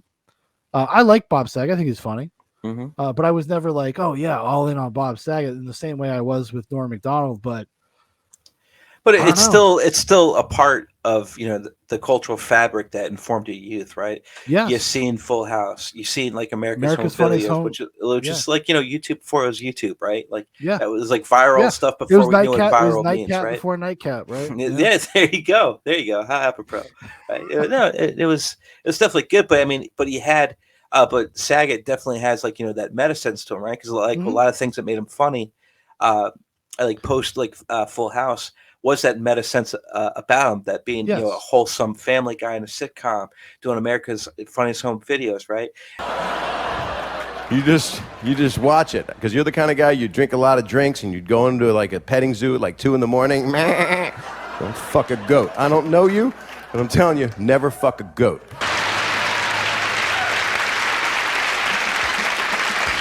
We're going to go away for an incredibly minute moment, and it's a good thing because you need some privacy. Go ahead, scratch that itch that's been killing you. I'm going to do the same thing. America's Funniest Home Videos will be right back with the latest dance craze that may or may not catch on. And then he goes on, the Dave Chappelle, oh my God, the Dave Chappelle one about weed. The Dave Chappelle show, the movie, Half Baked, right? He goes on there like, weed? You're not that. Have you ever sucked dick for crack? Hi. I'm here today because I'm addicted to marijuana. Hell no. You in here for some marijuana? Marijuana? Man, this is some bullshit. Marijuana is not a drug. I used to suck dick for coke. I seen them. Now that's an addiction, man. You ever suck some dick for marijuana? Huh? No, I can't say I have. I didn't think so. Boo this man! Right? That'd be so much funnier because Bob Yes, Saget because it's did Bob it, Saget. right? There's a meta 'Cause Bob quality. Saget said it, right? Yes. So like you definitely had that said so, but he also has a great like interview after Norm died where he talked about his roast and like what Norm calling him before that roast happened. He's like I'm not going to swear. I can't roast you, buddy. I'm going to. And he explains lays out like what he's going to do to him too. Yeah, And yeah. then like Bob Saget says, yeah, it's great because they cut out overall it was like 20 minutes worth of footage, which was just great. But Yeah. after Comedy Central, they just only ended up the whole thing, which you don't get the full thing of like what happened, with the stuff. Yeah. But he's like, but I got it, and he did it for me, and that was awesome. So Exactly. That's what I mean. It's like a gift to your friend, like this beautiful gift because it's not what everybody else is doing, and it's something Right. only Norm Macdonald could pull off. yeah, I gotta say, like, out of celebrities die more often than not now. I guess we're now at the age that a lot of the people that we grew up watching are starting to pass away. Norm Macdonald actually made me really sad. yeah, Like in a way that most celebrity deaths don't. I recorded a video, like a 45-minute video talking about what Norm Macdonald meant to me and stuff, and I never posted it because I just was like, I felt like too cringy. right, And I kind of wish that I had because I deleted it and it's all gone now forever. right. Down to the digital sands of time or whatever. But But here's the thing though, like there's like you like an athlete for how they perform on the field, you like an actor for their work, you like a musician for don't look into the personal lives, right? And that's the great thing about Nora and for both of us, right? Because we both none of us looked into, and that's what I love about this too, is that it's not actually a memoir. You're Not not actually his memoir? actually finding out. Like we said, there's a lot of hints of truth in there, right? And that Sure, which is yeah. mostly based on a true story, right? But it was all his delivery. We never once looked in the verify is he married? Does he have kids? Right? It No. didn't matter because we just loved this material. Yeah. So and then knowing that that's not going to happen anymore, you can be authentic and sincere with doing that. And it's not. I think you're coming from a good place. I don't think it was. No. I think I was, I would say I was coming from a good place as well, but it was just like everybody's making these RIP Norm videos, and I was just like, I felt weird, and but maybe I should have. Maybe that was just my my own neurotic nature or whatever. Yeah, because no. because it's just, you think about it, this guy's work meant a lot to me, and I didn't even realize it. Yeah. I didn't even it's just the old adage, you don't know what you got till it's gone type deal. Yeah. I thought I was going to be able to watch great Norm Macdonald stuff for years, and even the circumstances around him passing away, that he's actually been sick for years and never said anything. Even his friends, some of his closest friends, did not know that he had cancer. Yeah. And was going to chemo and stuff. They didn't even know. I'm sick of these kind of characters.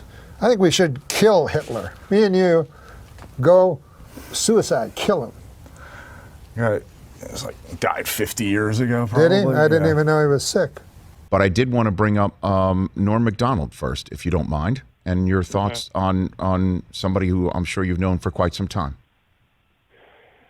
Well, I didn't know he was sick at all. It's sad. And one of the guys who loved him and always had him on the show, is a huge fan, is Jay Leno. And Jay's with us. Jay, how are you, sir? Good. I mean... Horrible. I didn't even know he was sick. Were you aware it's of that? sudden. No, I didn't know he was sick. He kept it all inside. Yeah. And, he was a private person. And I had a really tough reaction to this one. I didn't have no idea he was even sick. This guy is my favorite stand-up, and I was shocked. I didn't know he was even sick. For obvious reasons, we lost Norm Macdonald this week, which was just, I had no idea that he was even sick. Did you know he was sick? No. Absolutely stunned. Had no idea that Norm had not only been very ill, but been very ill for a very long time. None of us had any idea. Joke after his death, it'd be something along the lines of, I was relieved to find out that I died of cancer and not that O.J. Simpson killed me. Yep. I think it would be kind of like the epitome of an afterlife joke from Norm there. Yeah. Because he's Joe Rogan was saying that's the most Norm Macdonald thing to do. Yeah, because he doesn't talk to people about shit like that. Right. It's not interesting to him. It doesn't do anything. He's not looking for your sympathy. It doesn't. He doesn't get off on that. He gets off on like, can I make you laugh? Can we have a good time? Can we And a make great, connection? great part where it ties in Bob Saget was when they're talking about who's going to direct this movie, and that's how they're introducing Bob Saget. He's like, I don't want to meet another person. Now I got to have this fake conversation with them and ask them, hey, are your parents still alive? And then find out that they're not alive. Then I got to go buy them a really expensive watch. I don't want to. Which it like in a sense is like how he felt really. He didn't want to tell anybody this. Like I don't want anyone to go buy me a really expensive watch because now they know I'm battling cancer. Yeah. Like it's just yeah, it's great, man. It is so great. It's so great. We Yeah. gotta it's Norm right now, man. Yeah, definitely to Norm. To Norm, everybody. The master. The master. The master. Cheers, my friend. 101. As referenced all throughout the book. Oh my good God. I'm a little bit more prepared for it than probably you are because I drink Jim Beam. Yeah. Well, yeah. Paul's palate is a little more refined than my own. But yeah, like we're gonna talk a little bit about dirty work in a little bit here, but let's just to close out the book stuff. Let's read a few Goodreads reviews from Goodreads.com. We did this with a hell of a book, and I think this should be a tradition for Goes to the Library is actually just going to read something. So if we read a book that we really like, we'll read the bad reviews. If we read a book that we don't like, we'll read the good reviews. Because you got to have a balance, right? Everything's about light and dark, yin and yang. Sure. So we got our first review from Mark Elmer. Give it one star.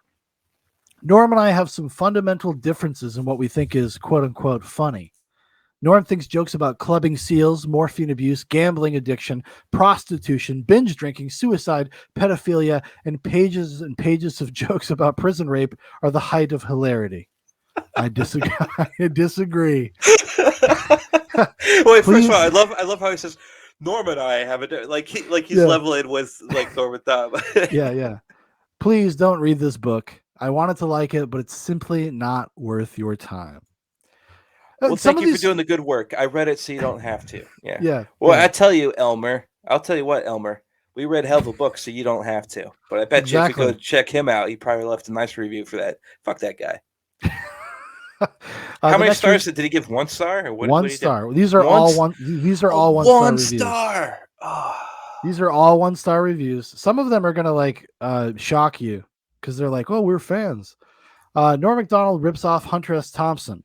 Stay away and be thankful. I warned you. I'm not kidding to all of you. That's it. It is so not like that is so not a ripoff of Hunter S. Thompson. No, if anything, you could say it's like a homage in the sense of it being like a Gonzo-esque type of like memoir.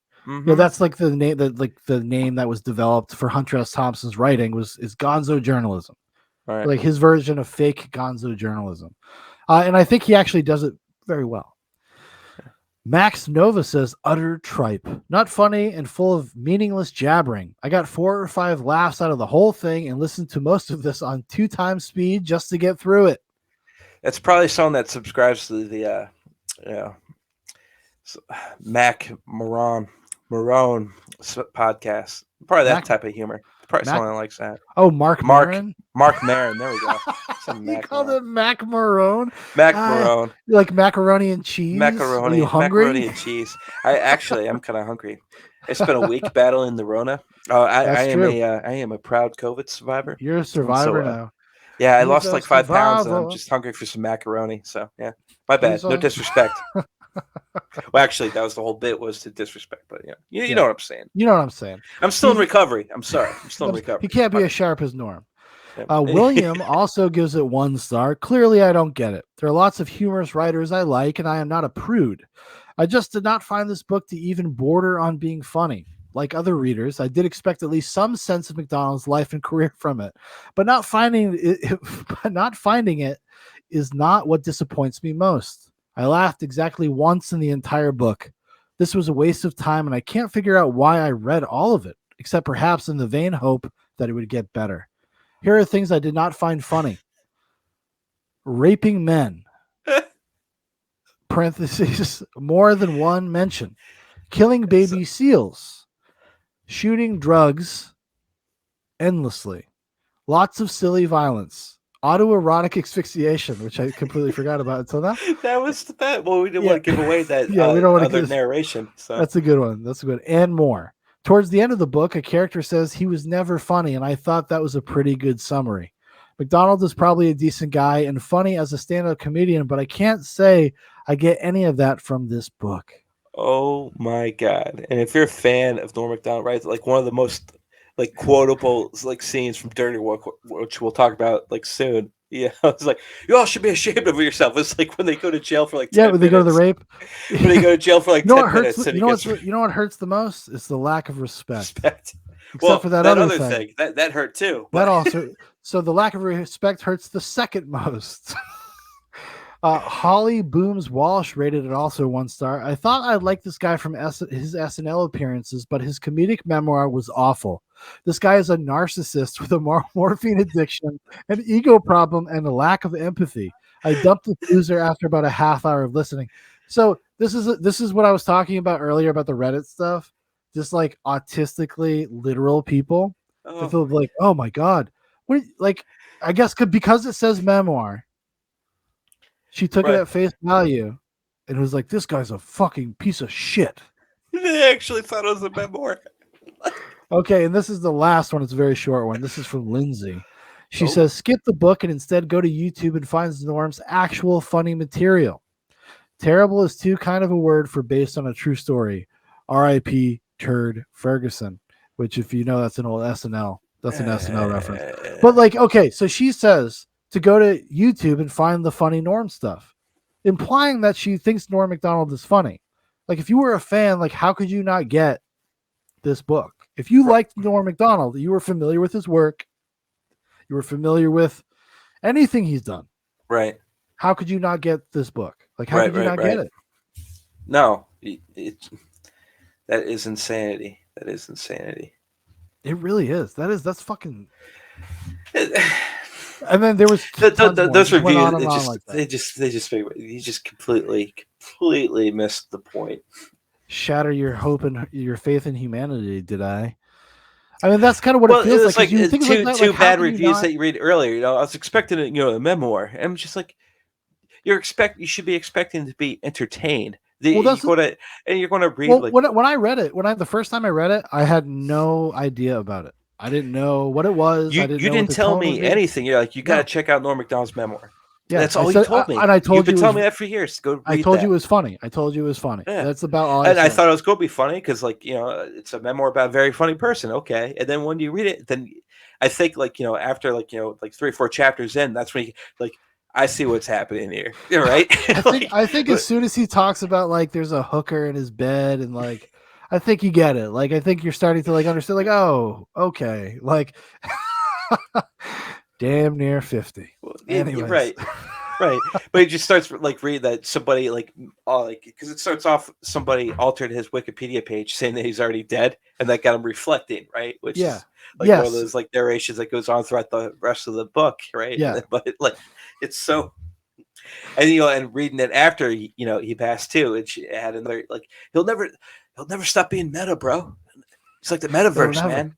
It's the metaverse, dude. It's like Matrix Resurrections times fucking 100. Does the Zuck know about this? Does the Zuck know how meta he is? Yo, Zuck, can you bring back Norm? Oh my God, bring back Norm.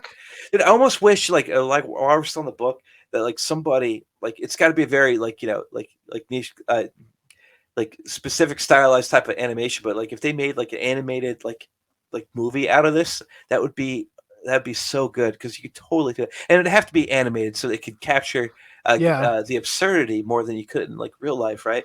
I think that would be so great. That would be such a cool project. Well, I think it has to be animated because you can't recast Norm Macdonald. Right. Yeah, I mean, well, which you would have to do to a certain extent, I suppose, for whoever does the voice, but like. You can't really recast him as a person because, like I said, reading it, you see it in your head. Like it's very vivid. Like I can see the movie version of this. Like it's crazy. It's madcap. It's fun. Mm-hmm. I would love to see a movie version of this. I really, or not even, or just like, or a mini series or something like that. Like I would love it. Mm-hmm. It'd be so maybe good. a little less now that he's passed away, but because I can see it in my head. I can Or see even the more movie. so, now, right? I mean, there's so many things they can do with technology. If they did it animated, Yeah. they can make it sound like he was actually narrating it. Well, that's true because you could just take portions of the book as like and actually build it that way for sure. Right. Yeah, you're right. Right. You're right. So, You're right. I think that would do well. I think it would too. I think people are missing out. Don't be a pussy world. Embrace. Don't the be these McDonald's. 1-star reviewers Shoun just rattled off. Go check out God. the book. Go check out the book. Like, imagine having to like fucking have a conversation with one of these people. Like how soul sucking that would be. Man, they're Humorless. probably a lot of fun. I think A lot of fun. I think the technical term is humorless cunts. I think that's the technical term. I think so too. Yeah, It's French, right? Yeah.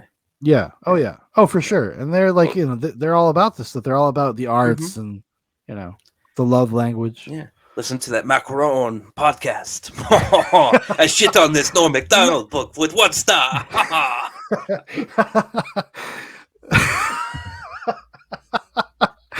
Macron. That was meta, bro. That was meta. You see what I did? I know. I saw what you did. I liked how you brought it back. Mac Macroni. You know what I'm talking about. Also, the president of France, also a podcaster that I don't Also like. Canadian. It's all connected. I try to This bring Kubrick hipster back piece too, of man. shit. This hipster piece of shit. We never landed on the moon, fucker. Yeah. You're talking to your best friend that casually wears a T-shirt with 2 polar bears. Fucking. What did you think you were going to get?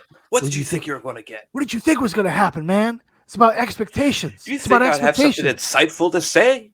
You think I can remember a name? Jeez. Well, no, that is right there. That is a classic big Paulism.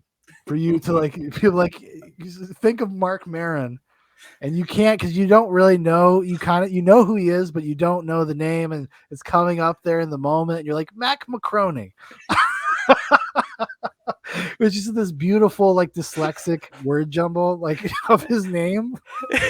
It's perfect. That's perfect. It's the perfect big Paulism right there. Well, thank you. Hey, dude, if we start making merch, we make a T-shirt. There's going to be one of you saying Mac Macroni, famous podcaster Mac Could Macroni. be on tie-dye. And then I'm gonna get Sarah to draw a picture of President Macron, but with a beard and long hair like Mark Maron. With like the hipster mustache, like Yeah, Maron with the had. glasses and the long hair. Yeah, it's gonna be great. Oh man. So anyways, we're going to be talking about 1998's Dirty Work. You're fired. For anyone who's ever been wronged. What are you doing? I'm through with you. Look like a bucket of lard on a bad day. Don't get mad. Is some jerk making your life miserable? Call the guys. Hello? Dirty Work. Who'll help you get even. Okay, settle down, prostitutes. This requires no sex. Well, you got a dead hooker in the trunk. I've never seen so many dead hookers in all my life. No job is too dirty. Look away. Your wand is magical, Harry. No duty is too low. The critics agree Dirty Work is crude. Hey, I think he's got his thumb up that dog. Vulgar. Shut your cake hole, Yoko! Raunchy. You ever had a chick with a beard before? Tasteless. Hey, movie line. How's that looking, Manny? He was supposed to keep driving. We hide these fish all over the house? And they'll stink for days. Norm Mcdonald. Smells like fish in here. Is that some sort of signal? You wearing a wire? No, it really does smell like fish in here. Show these guys what we do to cops. Say hello to the devil for me. Dirty Work. Hand grenade! The film is directed by Bob Saget, as we said before. It's written by Frank Sebastiano, Norm Macdonald, and Fred Wolf. And if you read the book, Fred Wolf is the person that he's writing the answering machine sketch with. And that also hates handsome men because people just laugh at them and they're not actually funny. The logline And they plot refer synopsis- all the hosts to Saturday Night Live as the face. You think the face can get this? which is that is exactly what like a Weasley like like I would do that. I would do that if I was a comedian, right? A self-conscious, like neurotic comedian, which Fred Wolf most definitely is. Actually, you should go find his Norm Macdonald live thing and when he asked him about 9/11. Do you want to hear my impression of the That's going to be you if you don't lose weight. You want to hear my impression of the 9/11 call from Johnny Carson? 911 call. Yeah, I'm sorry. Yeah. But 9/11 was a national tragedy.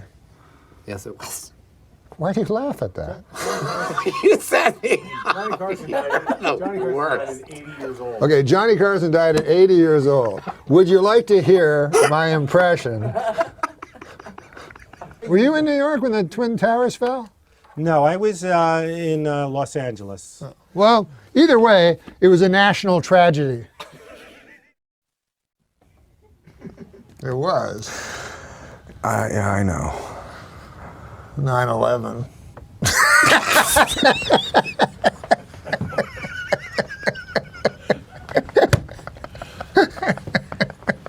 We're gonna go to hell. It's hilarious. Oh God, yeah. Well, that reminds me too of like Louis C.K. When he went on like Jimmy Fallon and he started talking about. He's like, no, I hated you. I was trying to get people not to hire you. I was like, fuck, this guy is more good looking than I am, and he can play guitar and sing. Nah, no way.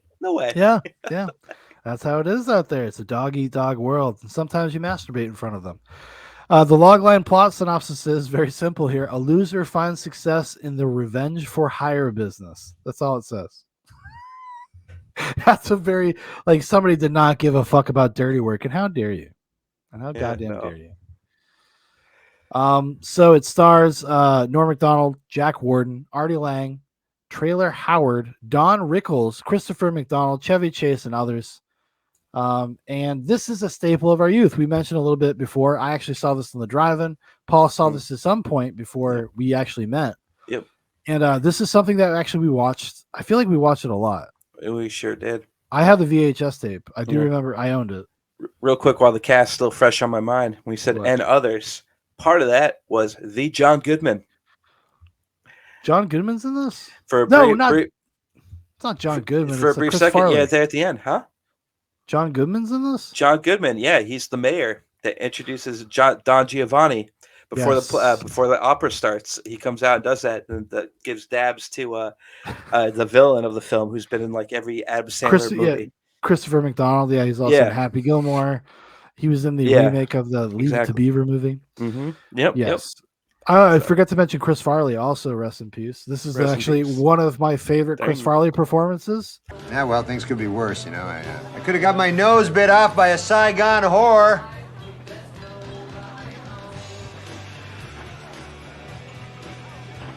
You bastard!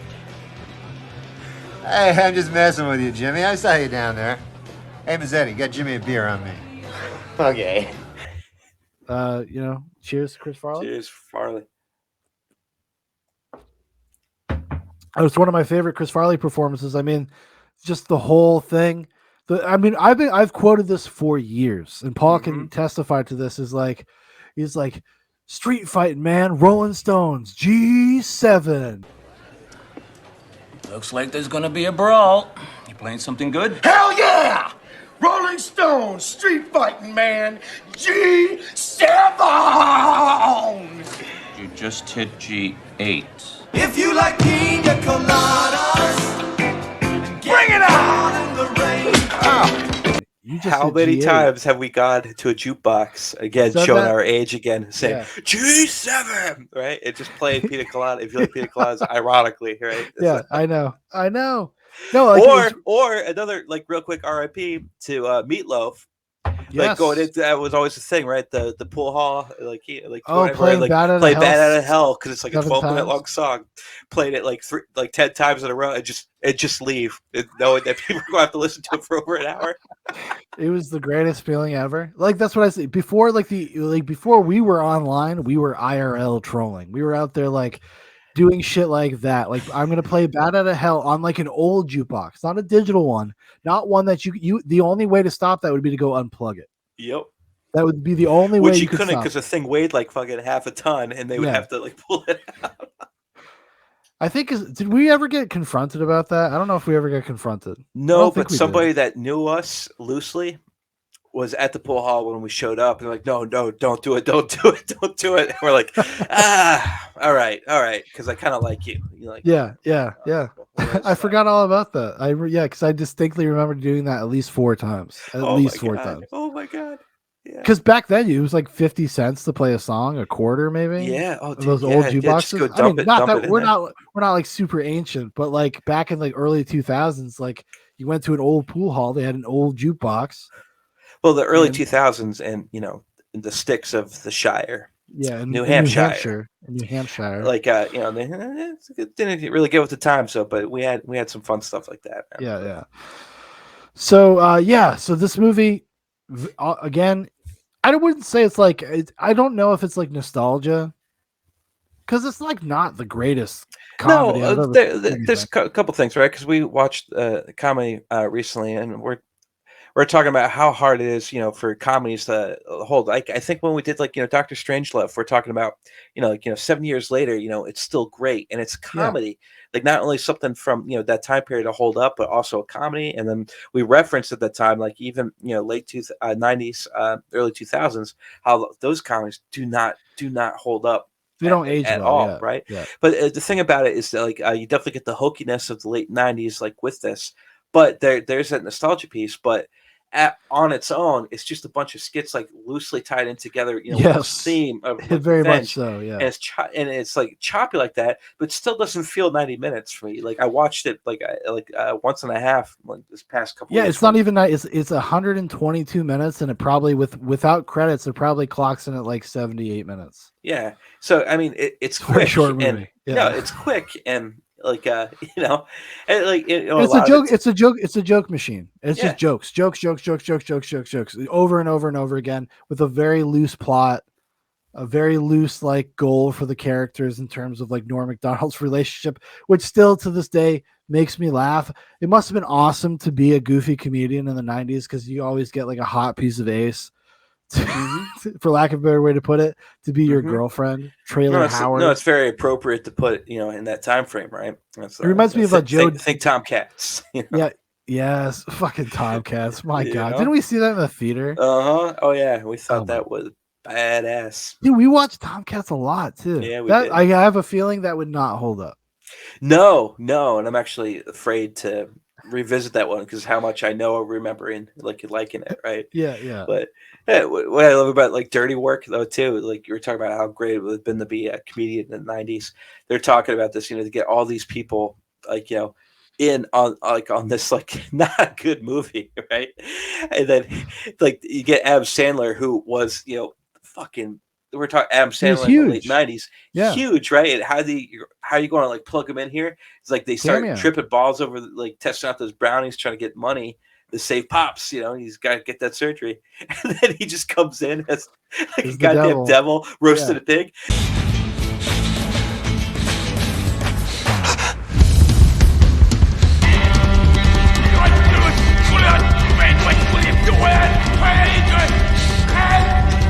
We eat the pig and then together we burn! Burn! What you talking about, Satan? Come with me! You belong with me! Burn! Burn!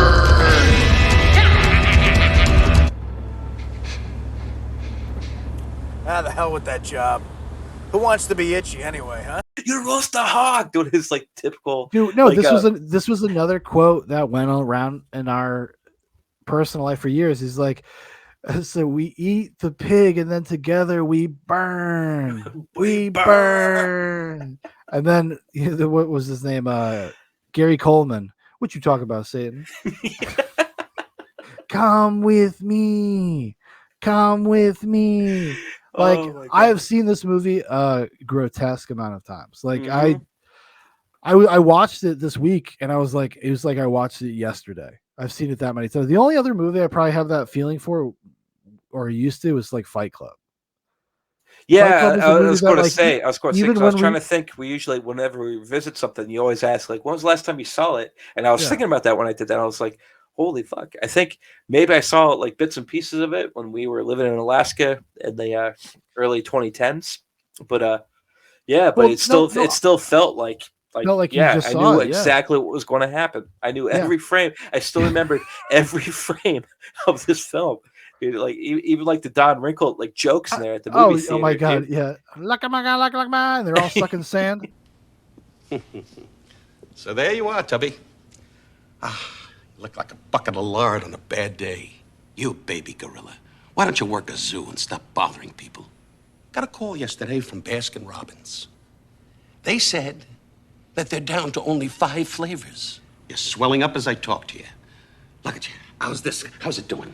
Hello, ice cream. Having a good time? Running around? What are you laughing at? Because I called your friend a fat pig, huh? You think that's funny? Oh, no, I was just laughing earlier when you were talking to his belly.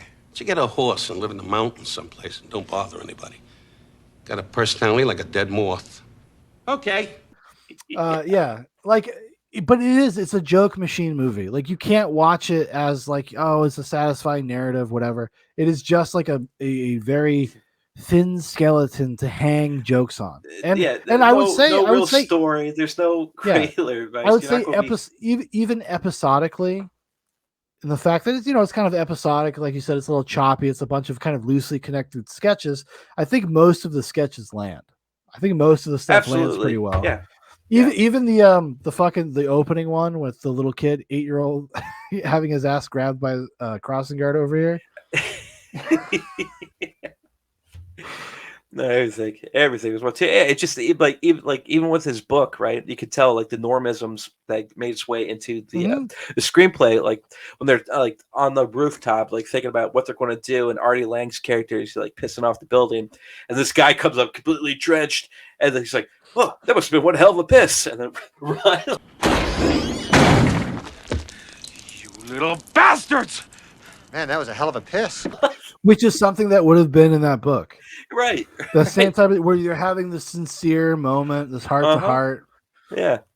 And it's like, oh my God, are you pissing off this building? Oh yeah, I really had to go. And you know what's actually which by the way, in the book, it's like that great chapter when he starts talking about Don Wrinkles in there. He's like, oh, I was a great fan of his work in Toy Story 1. And then when he reprised his role, Toy Story 2. And again, in Toy Story 3.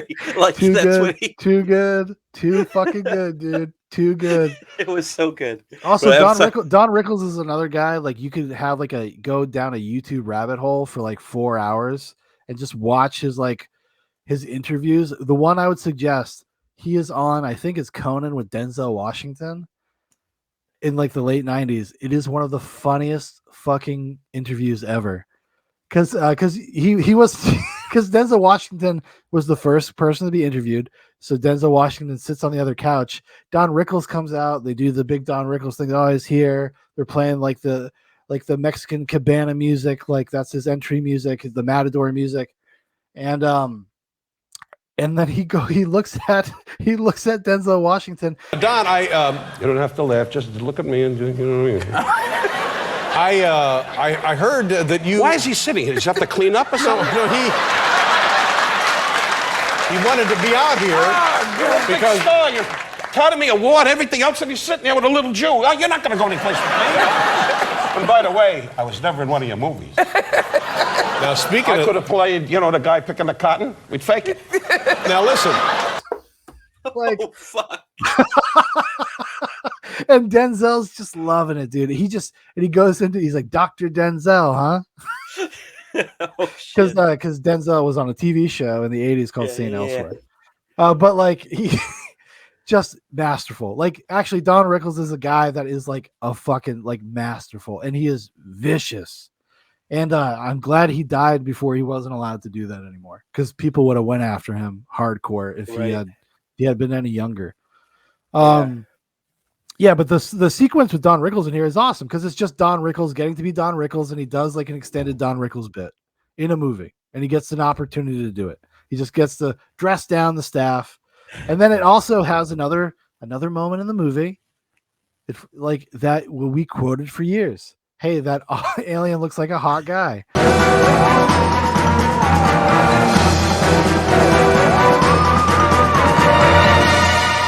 Look, An alien. Yeah, we better have sex with each other.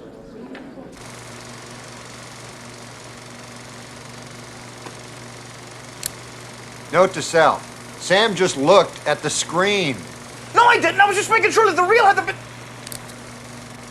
Hey, this alien looks just like a hot guy. You're right. We better have sex with him. I guess we should go have sex with him. It's like so stupid. Instead of playing the Men in Black, they played the Men in Black porno. Yeah. Yeah. In the movie theater. Like, but we said that for years. For years. It's just something like, hey, what's that? I don't know. We should probably have sex with it. Yeah.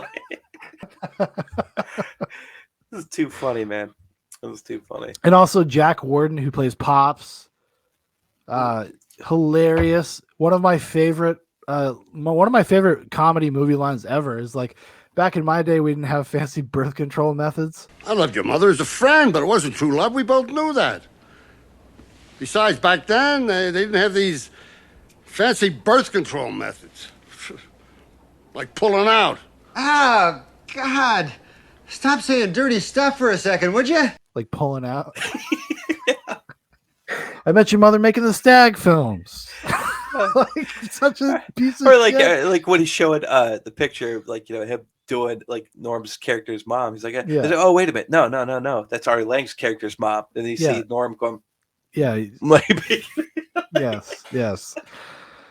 And also Chevy Chase is awesome in this, which is funny because of the degenerate gambling angle, just as a connection to based on a true story. Yeah. Is that like because Chevy Chase is actually really funny in this. Yes. Like it's like an extended cameo essentially. Yeah. But he's fucking hysterical. Where you going? Hey, your friend's leaving with come back here. I can help him. I can help him. Please, come back. Sit down. I'm sorry. I'm a compulsive gambler. Now, I know there's really nobody to blame for this but myself. Well, I don't know, maybe the Buffalo Bills, the Boston Red Sox, or Mr. T, or the Jets. Wait a minute, Mr. T, are you telling me that you bet on the fight in Rocky 3 and that you bet against Rocky? Hindsight is 20/20, my friend. Any bleeding? Only when I sit down. Ouch. Dr. Farthing, what happened to your arm? Well, I'm not sure. It's either from sleeping on it the wrong way or from bookmakers throwing me out of a speeding car. Did you get the 50 grand? Not yet. Hey, if we get you some of the money in 2 weeks, could we pay you the rest later in installments? No. Well, there are 9 days left. Might I suggest kidnapping the child of a celebrity? So you guys need a hospital bed? I can get you one for $700. Or when he says, "We got the money for the heart." Oh, thank God. Oh, thank God. Because he's trying to pay off his bookie. Yeah. And if they can get him $50,000, he'll move up Pops for getting a heart transplant. Yeah. It's Just too real good. not sequitur when Norm in the book is referencing Dirty Work. He's talking like, you know, Chevy Chase, you know, he had his openers. I'm Chevy Chase and you're not. Yeah. Too good, man. Oh my God. I don't like, this is the thing. I don't know if like Dirty Work would work for everybody, but even having seen it a cajillion times, I enjoyed watching it this past time. Well, yeah, it's one of those things like I feel like there's an element to it where you had to have seen it when it came out. Probably, loosely yeah. around that time, you know? So I think if I were to show, you know, like somebody like, you know, 10, 15 years our junior, like they'd probably be like, They wouldn't get it. It wouldn't hit for them, right? Because Yeah. they don't have the context of like, no, this was, you know, this is as good as it got in terms of comedy. You know? Well, they'd probably be laughing also about like how hardcore it tries to be a mainstream movie. Like, listen to the soundtrack. I was like, I laughed out loud when fucking what is it? What's that fucking song? You know what song I'm talking about? The fucking. No, keep hashing it out, man. Keep hashing it out. This is my passive aggressive macaroni revenge. I want something else. It's like Three Blind Mice or whatever. Three Blind Mice? Yeah, that's what it is. Hey.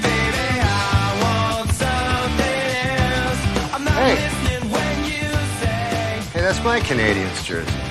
Third Eye Blind. We That's got our what it next is. Zoombox T-shirt. Everyone's no, favorite no, alt no, pop no. song band from the '90s. Good Three thing Blind Mice. I have control of these things, so no. No, actually, I would totally. I will do not that. sign this. It'll off. be me. It'll be me just saying do do do do do do, and then just 3 blind mice on the back.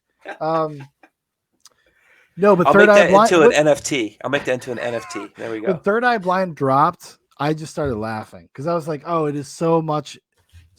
They were so trying to be a mainstream comedy of the time because apparently, and I've never had the opportunity to read it. I would love to dig it up. There is a rated R script for Dirty Work. Yeah, which got diluted and diluted and diluted through the studio system. It's part of the grind, right? That's part of the grind. Yeah, because they were looking for PG-13 like in a comedies. meta sense in the book when he's talking about Dirty Work and that whole sequence where he's saying, talking about Adam Egget, getting caught up in murdering teenagers in Canada, right? It's just kind of like loosely thinking of like everything being bastardized into like what he wanted to do, what kind of movie he wanted to make, and how I had to keep going, all the pressures that he's dealing with, because now we can't take this to the box office because now your friend is murdering a bunch of people in Canada. It's just not going to do well at the box office, right? It's just kind of like a subtle thing of like, the powers that be that ruin like what you want to do. Maybe it's a little Room 287, but like definitely like looking back into it, like what he's talking about. Well, because Norm during this time period, Norm went through like an odd era where he was trying to be a mainstream guy. Like this is the time where he had his sitcom. And it's important to understand how your actions affect the people around you. Oh, I see we have someone new joining us this week. Would you like to start first? Well, I just want to say that I used to think that I was better than you people, and then something happened to me recently where I realized that I have a problem because something I did really hurt my brother, so I just want to say that I have an addiction too, and I need help. Hi, my name is Tony, and I haven't had sex with a dead person in over 2 weeks.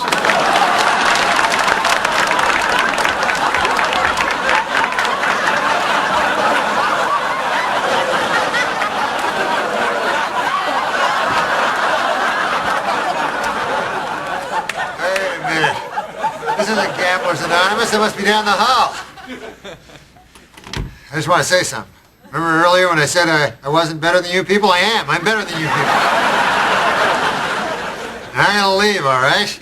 And if I should happen to die on the hallway, just stay the hell away from me, all right? Keep your hands to yourself. Well, because that was back in the time where you had like your TV actors and then you had your movie actors, and there was a huge contrast. Now it's almost like the opposite. Now, you'd almost want the good a series gig versus a film, unless if it's like a franchise. Like even back then, like a lot of comedians who got sitcoms actually talked about how much they loved being on a sitcom because they got to have a normal life. If you have a sitcom, you're basically working a 9 to 5 Monday through Friday job. That's what you're doing. There's a reliable production schedule that you're going to. This is what we got put in. It's clockwork because you have to make the episodes. They got to make time. So it's like clockwork. It's a well-oiled machine to be on a network show. A network 30-minute network sitcom is apparently a pretty good life. It's pretty easy. Yeah, like you said, 10 minutes of work a week. SNL. But so if Dirty Work had been made like 3 or 4 years later, say around the Tomcats time, actually Norm Macdonald did make a rated R edgy comedy called Screwed. You expect me to go to my 10 o'clock meeting like this? Oh, no. Punishment. Discipline. You liked it, right? You know nothing feels as good as getting screwed. Way to go! Screwed. Who cares?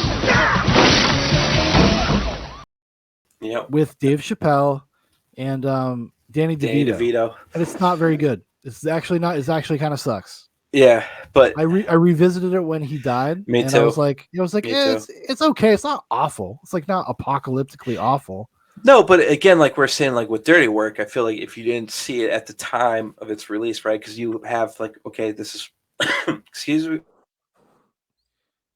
Yeah, I have extreme nostalgia for it because I saw it when it came out. Oh, this guy's got the COVID cough. He's got the Thanks for coof. covering the Rona's creeping back. Yeah, I knew. I told Omicron you. 2.0 is sneaking up on me, man. You would think this 101 would, kill it for good, but here I am hacking like a fool. No, but it's yeah, I agree with you. And I didn't see Screwed when it came out. I saw it later. I've only seen it a few times. We definitely watched it when we were in high school. Yeah, I think we watched it once, and then I kind of never thought about it again because I don't think it's honestly. I just don't think it's as good. I don't think it's as good. No, as it's Dirty not Work. like up there with Dirty Work or Half Baked. Yeah, because Dirty Work is like in the same way that Half Baked is. It is just a joke machine. Right. It's a joke machine. So there's always something to like laugh at, even if the last one missed. And you're always giving thing about something those new. joke machines is that it's comprised with like which end up turning out to be like the best joke makers. It's like obviously this isn't about Half Baked, but you had like Jon Stewart's in there. You had Jim Brewer, obviously Brewer. Dave Chappelle, one of the best of all time. Yeah. Was in there. It was just great. Actually, that would be a fun one to do someday. We should do go like visit Half Baked. Yeah, Half Baked. remember Dave that Chappelle episode.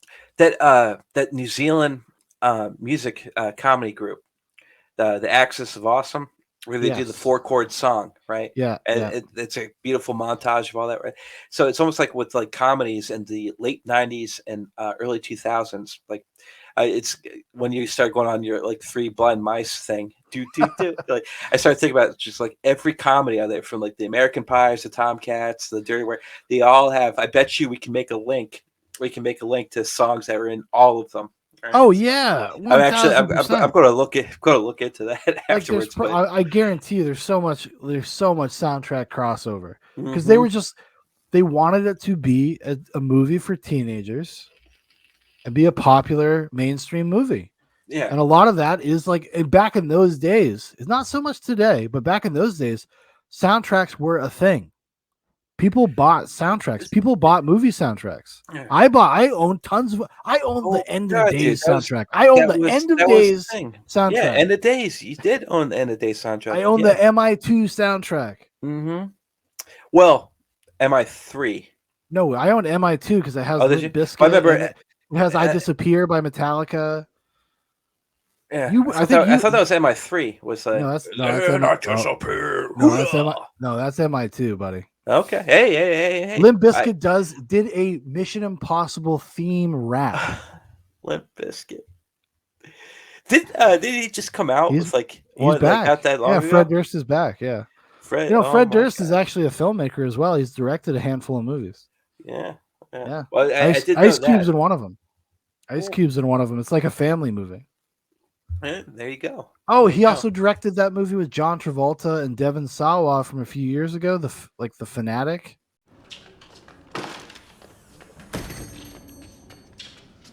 Hey, Aaron. Chocolate mousse. I can't talk too long. I gotta poo. He directed that as well. Yeah. I must have missed that one. I hate you, Devon Sawa. How dare you? Yeah. That's a Zoobox old. That's going back into the archives of Zoobox to get that joke. But did Stanley Kubrick's A Clockwork Orange get the whole Devon Sawa drama saga? Is that where it is? Is it in that episode? Yeah. So there was definitely a thing at the time where they were trying. Everything was like so cookie cutter corporate. They're trying to like just mainstream everything, and I think.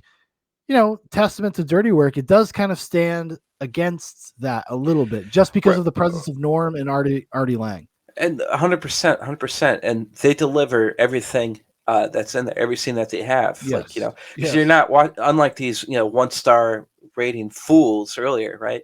Like you're not going there to watch a cinematic masterpiece. You want to go be entertained. You want to see something funny, and even though nobody in there has like any acting chops whatsoever, like they deliver like the joke they're going to make, like like a great throwaway when he's just realizing, like, okay, for 50 grand, we're going to go like, terrorize this building. So that way, they have to be, everyone's got to be evicted.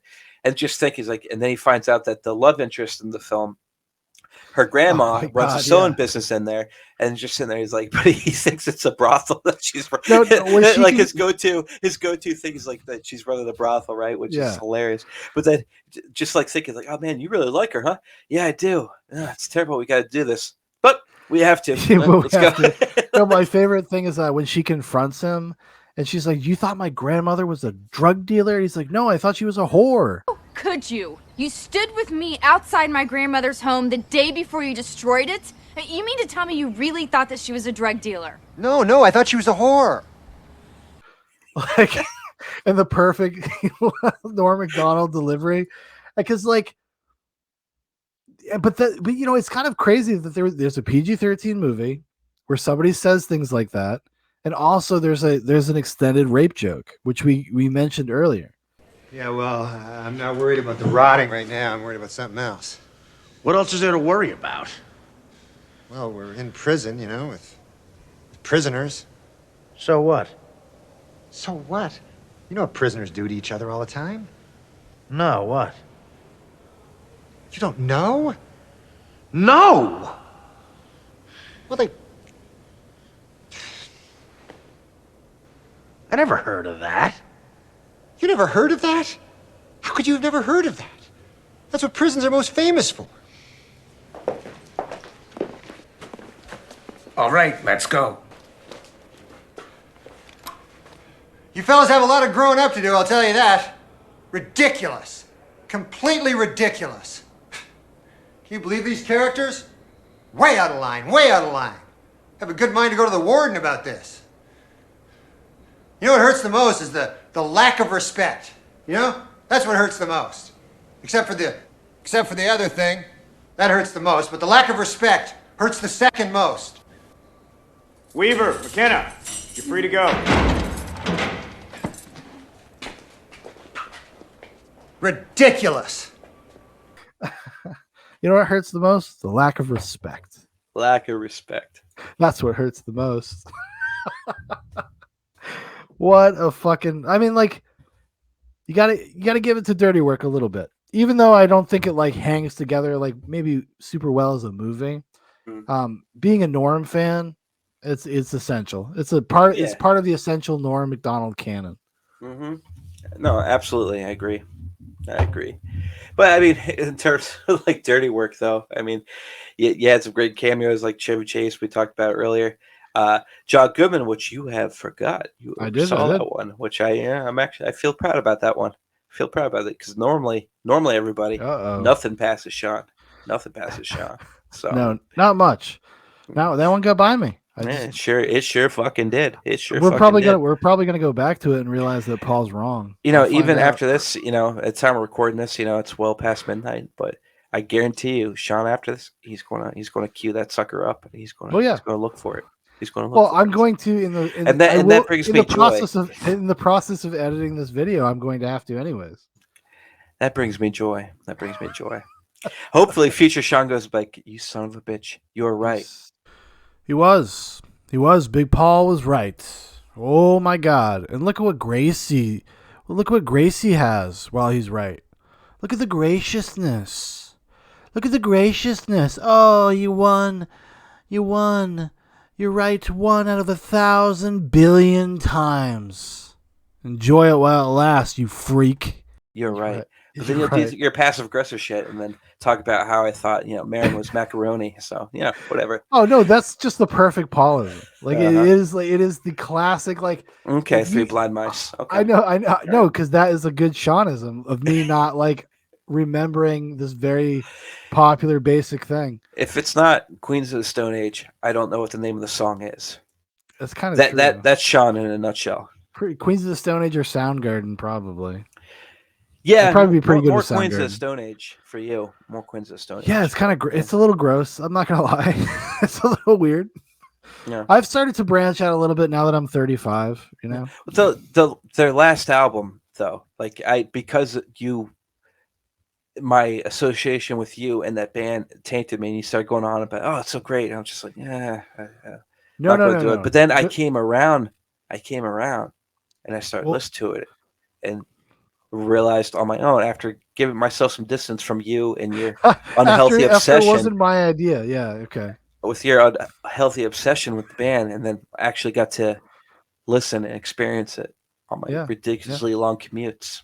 I was like, okay, this is solid. All right, he was on to something. Now I know why. Now I know why he's a goddamn stalker. I probably would be a stalker. It's not their last album; it's the one before. It's Like Clockwork is my. Oh, you know favorite. what I'm talking about, and that's why you just corrected it. Yeah. That's my favorite one because they put out one after that. So I gotta set the record straight. I don't want people to be thinking that I'm like, whatever that is. I don't even remember the name of their last album. It's got Feet Don't Fail Me Now. That was the big single, and it also has a couple other good tracks on it. Don't get me wrong. I don't dislike it, but Like Clockwork is the good one. It's their masterpiece. Yeah. But and if Dirty Work had come out at the time, maybe that song would have made the cut. Maybe their song from that album would have made the cut. Maybe Dead End Friends. I don't know. I can't say. Who can say? Who can say really? But also, I mean, we mentioned it before. Like Chris Farley really fucking kills it in this movie. Like every moment Chris Farley's in this movie is hilarious. It really is. Even his introduction, they go to this bar, they're having a drink, and Artie Lang's like, "Oh, this sucks. It's so bad." He's like, "Well, it could be worse. I could have had my nose bit off by a Saigon whore." Who said that? And then the whole thing, obviously, with David Koechner, another really hilarious guy that's often under-recognized, I would say. David Koechner, he was in Anchorman, the Anchorman movies. He's Champ from the Anchorman movies. He runs the used car lot. One of the first revenge things they do. And when Chris Farley sees the Saigon whore at the bar, he just fucking loses his mind and runs over there. It's so good. These are nice cars. These are luxury automobiles. I got a whole place. They're fully loaded. They're loaded with dead hookers. It really is. Oh my God, there's so many dead hookers in all of these cars. That is not a dead hooker. That is not a dead hooker. We're doing that bit earlier about how so much Norm informed our lives, right? Yeah, and so you think of 20-year-old me in the early 2000s trying to get my first car at a dealership and looking at it back, well, how much dead hooker space is there in the trunk? Just like doing it. Even though the dealers generally, I don't know what it is. It's part of the job description. You got to be scummy people. I got to laugh out of that, but I got to imagine he's like, what the fuck was this? Like, what is he talking about? What the fuck is I know the first thought in his mind wasn't, oh, he must be a solid Norm Macdonald fan. Yeah, he must really love Dirty Work. That probably wasn't the first thought he had, but yeah. And there's a true story. There's a lot of other great like non sequiturs in here, like especially like towards the end of the movie where they have the homeless guys. The homeless guys get some really great moments, and there's one guy in particular who is kind of, I think, I don't know if he was like around the scene of those guys, because I think he shows up in some Adam Sandler movies as like an announcer. He's the debate guy in Billy Madison, where he tries to give these soliloquies about his personal life and how hard it's been and his wife leaving him. You worked for Cole? All of us have. I had a life, a house, cars, respecting the community. Suddenly it was all taken away. I think I finally realized just how low I'd sunk one day when I was at my daughter's soccer game.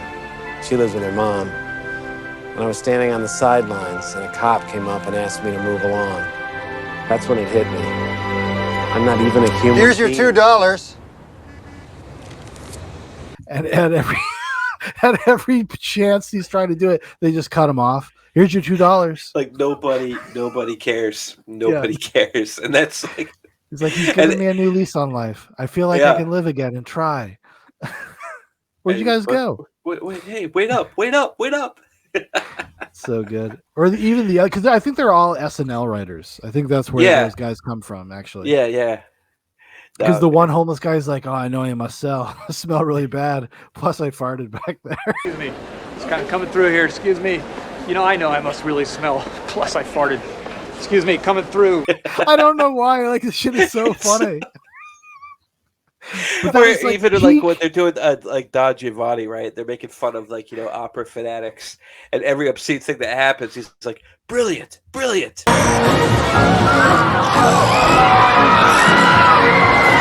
They're using skunks to heighten the atmosphere of squalor and despair. Brilliant! They're bringing out the skunks to represent the masquerading Yes, of yeah. stench in society. Yes, This yes. is the most visceral performance of Don Giovanni I've ever seen. Fucking, Right. that's After another like great everything Chris that's Farley happened, moment, people dude. falling through. Like he's, Chris Farley down with the skunks. That's like another crust. fucking quote we quoted for years. In the land of the blind, the man with one eye is king, but in the land of the skunks. You've heard the old saying that in the land of the blind, the man with one eye is king. Well, today in the land of the skunks, the man with half a nose is king. The man with half a nose is king. Yeah. Good, man. It's I don't really know, is. like what else is there to say to dirty work, right? They had some icons for sure that were in it. And every time, they had their moments, they nailed it. They absolutely crushed the moments that they did. Because watching it, you realize this, they had to make an entire plot, an entire movie to circle around about a dozen jokes that they wanted to do, right? They even contrived a construct for Norm Macdonald just to do bits, which is the fucking tape recorder.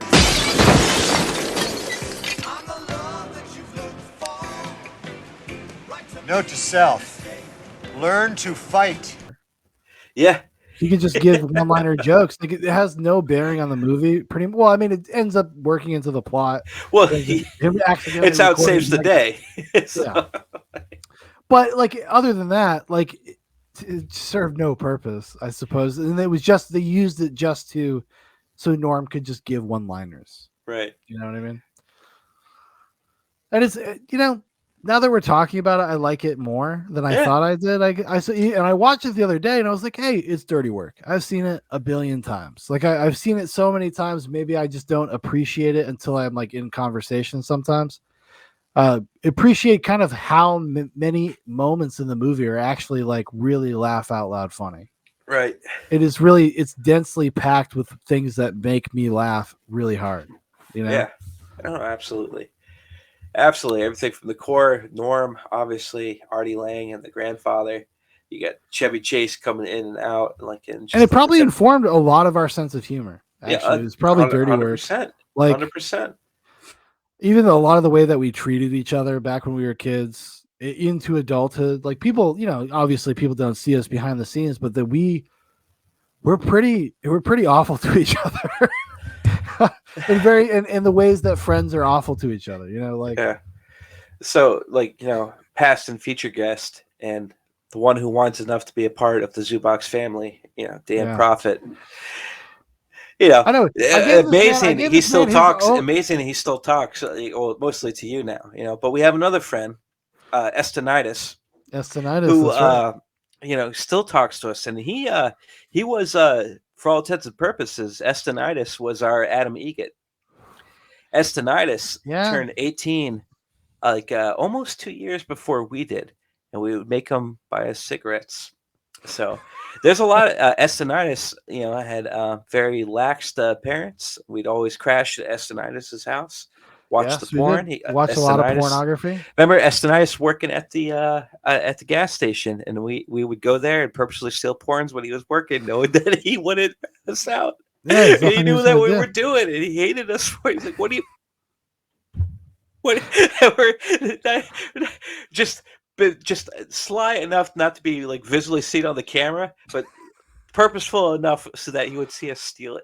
Well, we paid for it. We paid for it sometimes. We did definitely pay for it, but because he would let us buy it. We couldn't buy it. We weren't old enough to buy it. No, he let us no, buy it. that's true. That's true. Because we used to get cigarettes there. Oh, Swisher Sweets were a thing. Clove Swisher Sweets cigarettes were a were big thing. Get some Swishers, man. Get those Swishers. That's what the bitches like. That's what the Oh, chicks my like. They like God. those clove cigarettes. You got to get yourself a pack of Marlboro Reds, and then you got to get a clove cigarettes just in case a girl comes around. Yeah.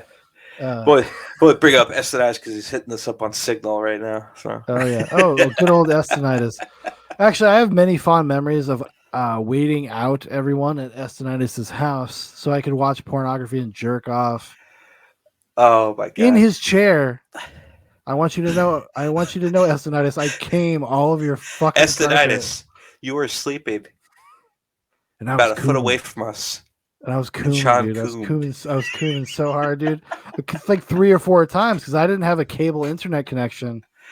And he did. And there's just this glorious world of pornography. Oh my God! Do you remember Estonitis would always buy raw cookie dough, and then we would just eat it, pass it around each other? Actually, yes, I do. Fiends. I have a very distinct memory of Estonitis torrenting the Final Fantasy movie, The Spirits Within. Oh. And all us like waiting for the second, because back in the day, people would split movies up because file sizes were so big. And back then you just couldn't like just download something like that. Like it would take 2 days. So we watched like half of The Spirits Within while eating a fucking thing of cookie dough in Estonitis' house. And also Paul and I were spent many nights just in front of his house, in front of his garage, chain smoking cigarettes and talking to his friends while he was upstairs sleeping. Yeah. Like a pussy. Yep. God damn it. And Testonitis. Testonitis, everyone. Testonitis. May he live on forever. I don't know what else about dirty work there is to say that we haven't said. It was definitely a piece for the times. The dog, the dog with a finger in its ass. Other than that, but yeah, another classic non sequitur. But yeah, no, I think like if you haven't seen Dirty Work in a long time, I don't know if it would hold up if it's a new thing for you, and if you're not a fan of Norm Macdonald, which I'd be very surprised if you made it this far into this podcast. But it's totally worth a revisit, and it's on HBO Max right now if you have HBO Max. Yeah, no, definitely worth checking out. Yes, it is. It's at least worth like giving a peruse, but you got to be a kind of a comedy fan, like an old school 90s comedy fan, because it's not like a gross out comedy. It's not like a Tomcats or American Pie or whatever. It's not. It's about the jokes. It's just it's a joke machine, like I said, and it's just hitting you rapid fire. Rapid fire jokes. I mean, the Metascore on this thing is 24, Paul. It's a 24. 24. Yep. Los Angeles Times says phrases like terminally stupid and brain dead leap readily to mind. The Boston Globe says there isn't a single glimmer of intelligence in Dirty Work. It's a must-miss movie. Austin Chronicle, McDonald is unaccountably bland here, which is unexpected since his low-level monotone snottiness is usually at least a good for a grin or two. With Dirty Work, though, he's fashioned an 80-minute harangue out of 10 minutes of material. An SNL sketch gone horribly wrong, and one that drags on long after its daily ration of humor has been exhausted. That's biting, but at least it's like probably kind of a little fair. A little more fair. Like at least it like makes a critique and not be like, this is for retards. New York Post says here, Saget can't even find a consistent tone, varying between all-out slapsticks and attempts at dark comedy. Then again, it's hard to milk yucks out of murder, prison rape, bestiality, incest, homelessness, and guns in school. Actually, you're wrong. Those are, I forgot it. Yeah, that's right. When they plant the guns on the bully. Yeah. Right, because you got to remember this came out. Columbine was the same year, right? Dude, so this is this is 1998, and this asshole at New York Post is too good. He's too good for it. Don't joke about bestiality and incest and prison rape. Get a life, buddy. Why don't you get a sense of humor? Why don't you? No, and especially that was like the gold mine the good old days, if you will, for when jokes were true and crass, like they were intended to be. So there's one good review, the AV Club. If a great movie is one with 2 great scenes and no bad ones, then Dirty Work is half a great movie. It contains. This is the positive one. It contains more than its share of bad scenes, but it does have 2 brilliant ones. Fair enough. That's the thing. Like it's that's kind of mirrors our sentiment. It's like it's not a good movie, but it's a skeleton to just hang jokes on. Right. And most of the jokes individually land. Right. You know what you're getting into. Yeah. Right. And that's basically our caveat with it. Like, go ahead and appreciate, because they got some greats in there. Some greats are in there, and it's like it's a time capsule. It's a time capsule. You've probably seen them all if you've made it this far. You've probably seen all the best moments of Dirty Work cut into this review. So there it is. But I don't know. R.I.P. Norm Macdonald. R.I.P. Bob Saget. Meatloaf. R.I.P. Meatloaf. R.I.P. Louis Anderson. Louis died today. Anderson. He died today, I think. Yeah. That guy. Mm-hmm.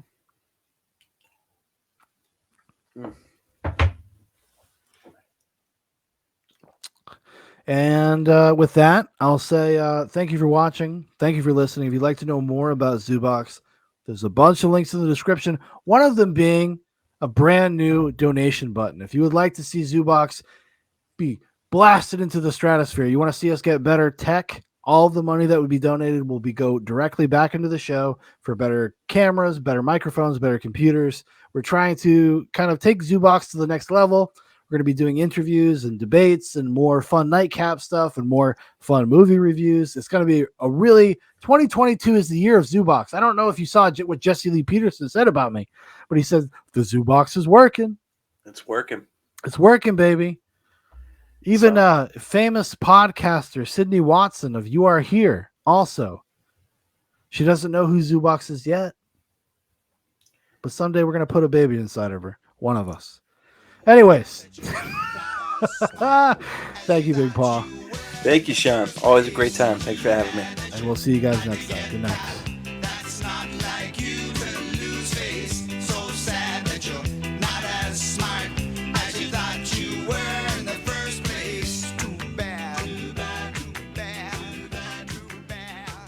And then when you jumped on that security guard's back and you were yelling in his ear, CIA put a chip in my brain. I was laughing so hard I almost shit my pants. Almost?